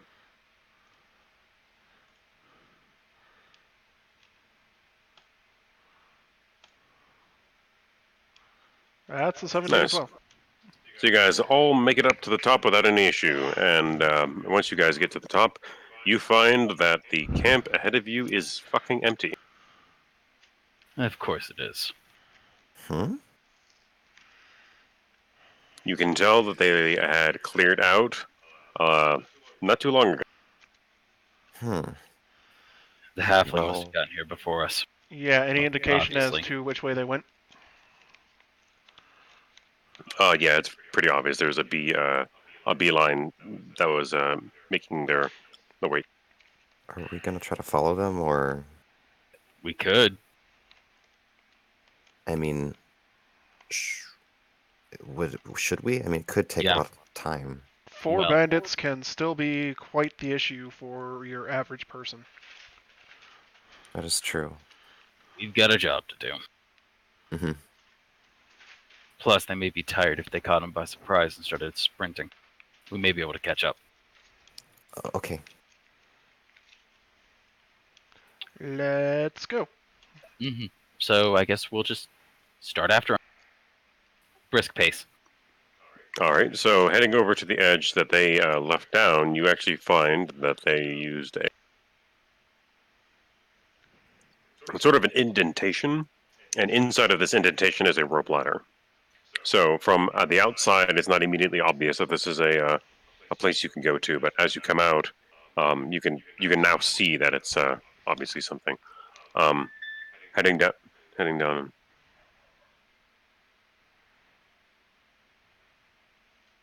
Sorry about that. I got a text. Mm-hmm. Anyways, so heading down and out, you manage to easily find the path that they were taking because of the broken branches and heavy footsteps into the ground. That keeps leading east. Basically, it's a pretty straight line, surprisingly so.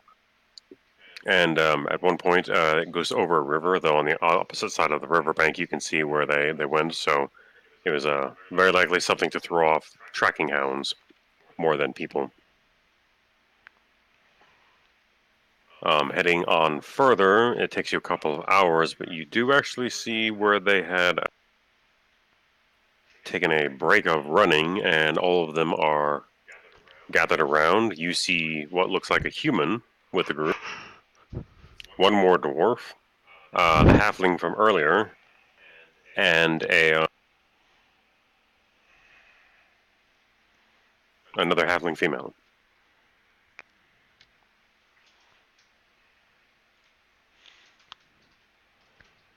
Okay. So, are we gonna do this? Naps, is there anything you need to do before we go? No. In Well, fact, how far away are they? I'm going to say probably 50, 75 meters away. 70, yeah, more closer to 75. Okay. I'm going to throw my little nasty dagger thing at him. So, oh, we're already starting. Your nasty dagger thing.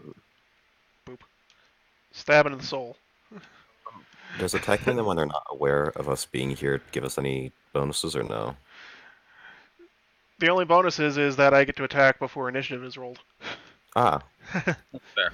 do I get to as well? The 9 will not hit. And Shortly coordinate yourselves, you guys can attack at the same time. Okay, because I have my wand of magic missiles, which I know will hit someone. So, who looks like the most leaderly? Was it Probably the human. the human? All right, I think I'm going to use the wand of magic missiles on them. So, we're going to be expending 2 of the charges. So that is 8 damage. 8 points of damage to them. Mm-hmm. Can't believe I rolled the same thing twice.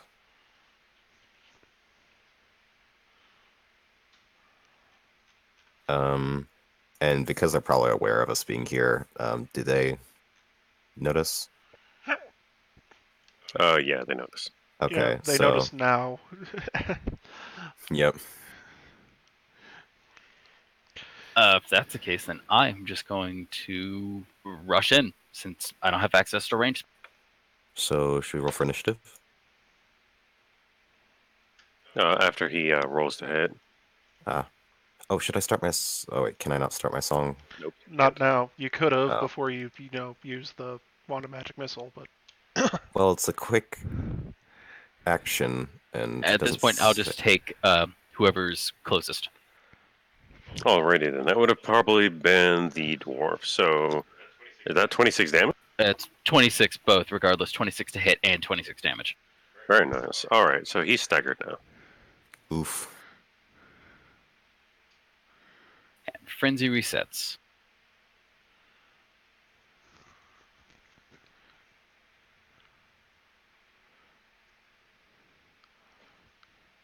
I'm going to make sure to mention surprise to the halfling.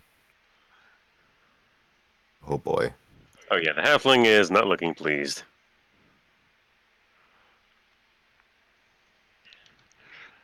so initiative now. Yeah, roll initiative, please.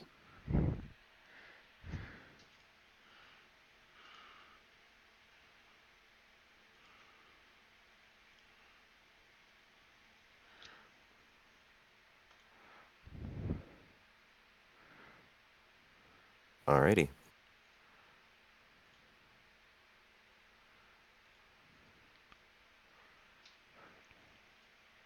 All right. I didn't suck at initiative this time through. I was gonna say somehow I doubt the bandits have an initiative of 56. 58? Yeah. I know, right? I'd be very concerned that we're not fighting regular bandits. Oh my god. See what happens when you split the party? Right? Bandits with initiative of 56 attack us. I'm sorry, I had to do that. Oh, thank you for the lulls, though. Okay, seriously though. You Alright, so Nethys, what are you doing? I'm gonna keep moving forward and use stab in the soul again on the halfling. On the injured halfling, because I think there was more than one. Yeah, there's one injured, and then there's one you haven't seen before. That's a 13 versus mental. Hold on, let me check. God damn it, I closed the wrong one. Womp womp. That does hit, actually. So, how much damage? That And is. you're attacking the uninjured halfling first. I am attacking the injured halfling first, the one that ran away. Oh, okay. So he is knocked out now. Yep, that was 11 damage, so bye-bye one halfling. That's one less guy we have to worry about. And this time you guys can tell that before he had feigned death, and this time he actually did get knocked out for reals. So now you three have the opportunity to roll to determine if someone actually feigned death or is actually knocked out. Or Neat. Or takes a good stomp on their head and, just knock them out. Yeah. I mean, heck, if they're just feigning death, no harm in just going around and just making sure you give them a nice... Just in case. It's called coup de grace for a reason. Doesn't always have to kill them, just make sure they're knocked out. Alright, so is that your turn?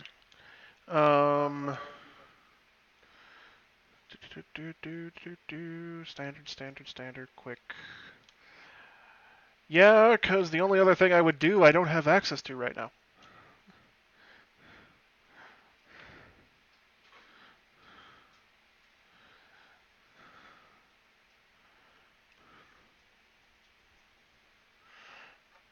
Alright, so he doesn't hit you.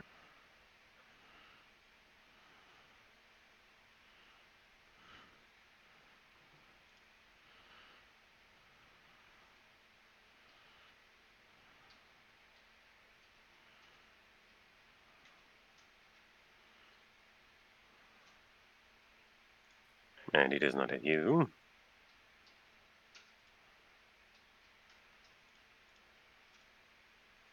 So none of you get hit. You just see them all three that are conscious, immediately turn as they see they're being attacked, pull out their bows, and each of them fire arrows off to try to, well, take you out. And all of them. Though as Krovar gets close, the human brings out a sword as well. Sword. Yep, it's just a sword. It's not a long sword or a short sword. It's just a sword. Like our The most gladius. deadly. Yep, it seems to be made of steel, and it looks fairly sharp, actually. Beware the sword. Alrighty then, so it is now Ovark's turn. What are you doing? Alrighty, time to start playing some music.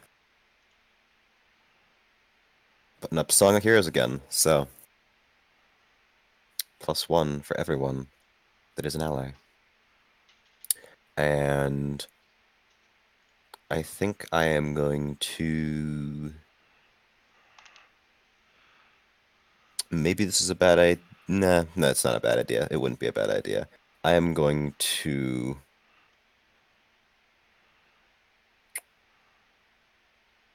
cast Blur on Krovar, so for the rest of the battle, or for 5 minutes, attacks against the target miss 20% of the time.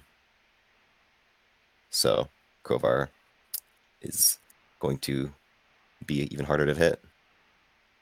Very Wonderful. Just go! Go deal some damage. They can't hit you as easily now.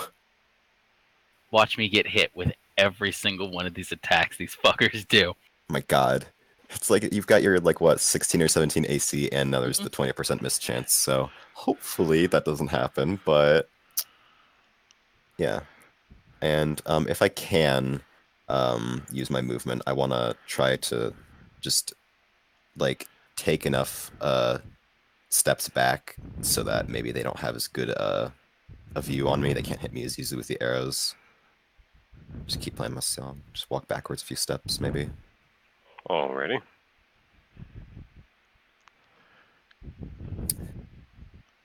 Alright. Is that the end of your turn? And Yep, I did everything I Okay. could. I used a standard quick Krovar, what are you up to? Smacky smack. Smacky smack. Smack that ass. Who's to my left? To your left is a halfling. Escalation die at 1, right? 1. 17.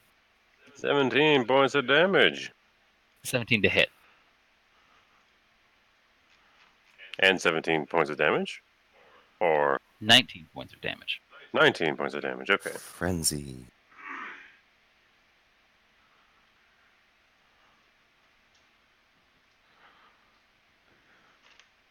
Alright, he is staggered. Wonderful. Is that the end of your turn? Yeah, considering I can't follow through and attack something else. Alright, Nathas, what are you up to? I am... That was the wrong button. I am... Well, how close am I? I've been steadily moving forward. You're close enough to get into melee range this round if you want. Okay, I'm going to try and... How's the human looking right now?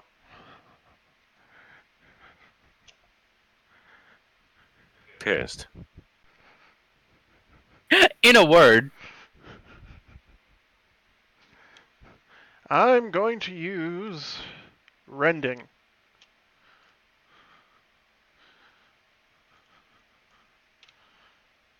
And Ovark does not have a song going on right now. No, I do. I have my +1 song. That's a Ooh. natural 20.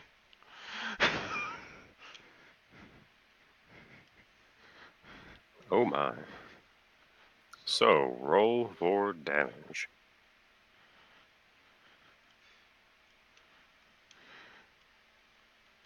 Okay, so that's 26, 25, 24, 24, 48 plus 3 is 51 damage. Oh, what? Excusez-moi?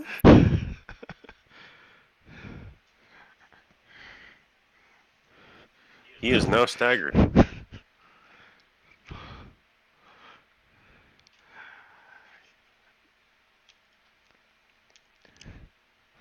51 damage with a frickin' critical, so yeah. So, what is Mez doing? Oh yeah, that's right. Thank you, I keep forgetting to use him. Well, he's just going to try and claw the guy. Same guy.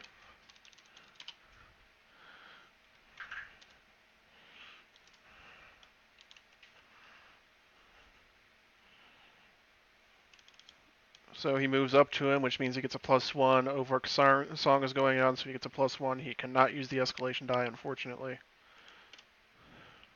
He can't? No, I have to take a feat in order to make him do that. Oh. Such is the thing with companions. That's an 18 to hit. That manages to hit. I forget what his damage is. Just a second.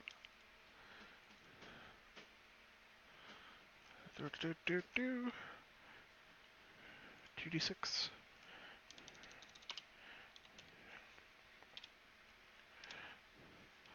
And that's another 9 damage. He is now unconscious. Is he actually unconscious? Roll a d20. Add your int. What about roguish? Yes, actually, that'll add. That's a total of 16. You can tell that he is not actually faking it. He's He is knocked the fuck not out. faking it. Okay. Do. Can't use misfortune. Okay, I'm done.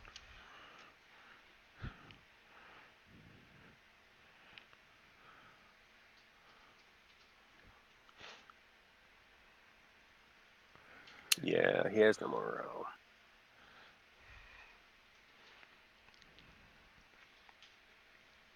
So the other two start running. You guys have the attacks of opportunity. Oh, I like these. The halfling and the dwarf are trying to get the fuck out of there. Do we have an attack of opportunity on each, or? No, just pick one. I'll Alright, so take that the one's knocked halfling. out. Yeah, that one's knocked out. Well, then I guess I'll take the dwarf.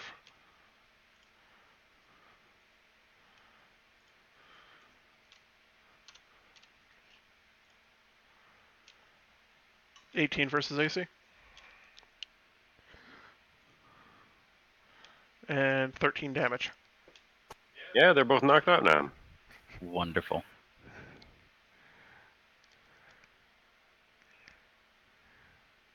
Oh, by the way, these guys have a fuck ton of daggers on them. Yeah. Just open the coat and The like, human daggers. has exactly 42 daggers. What? 42 daggers.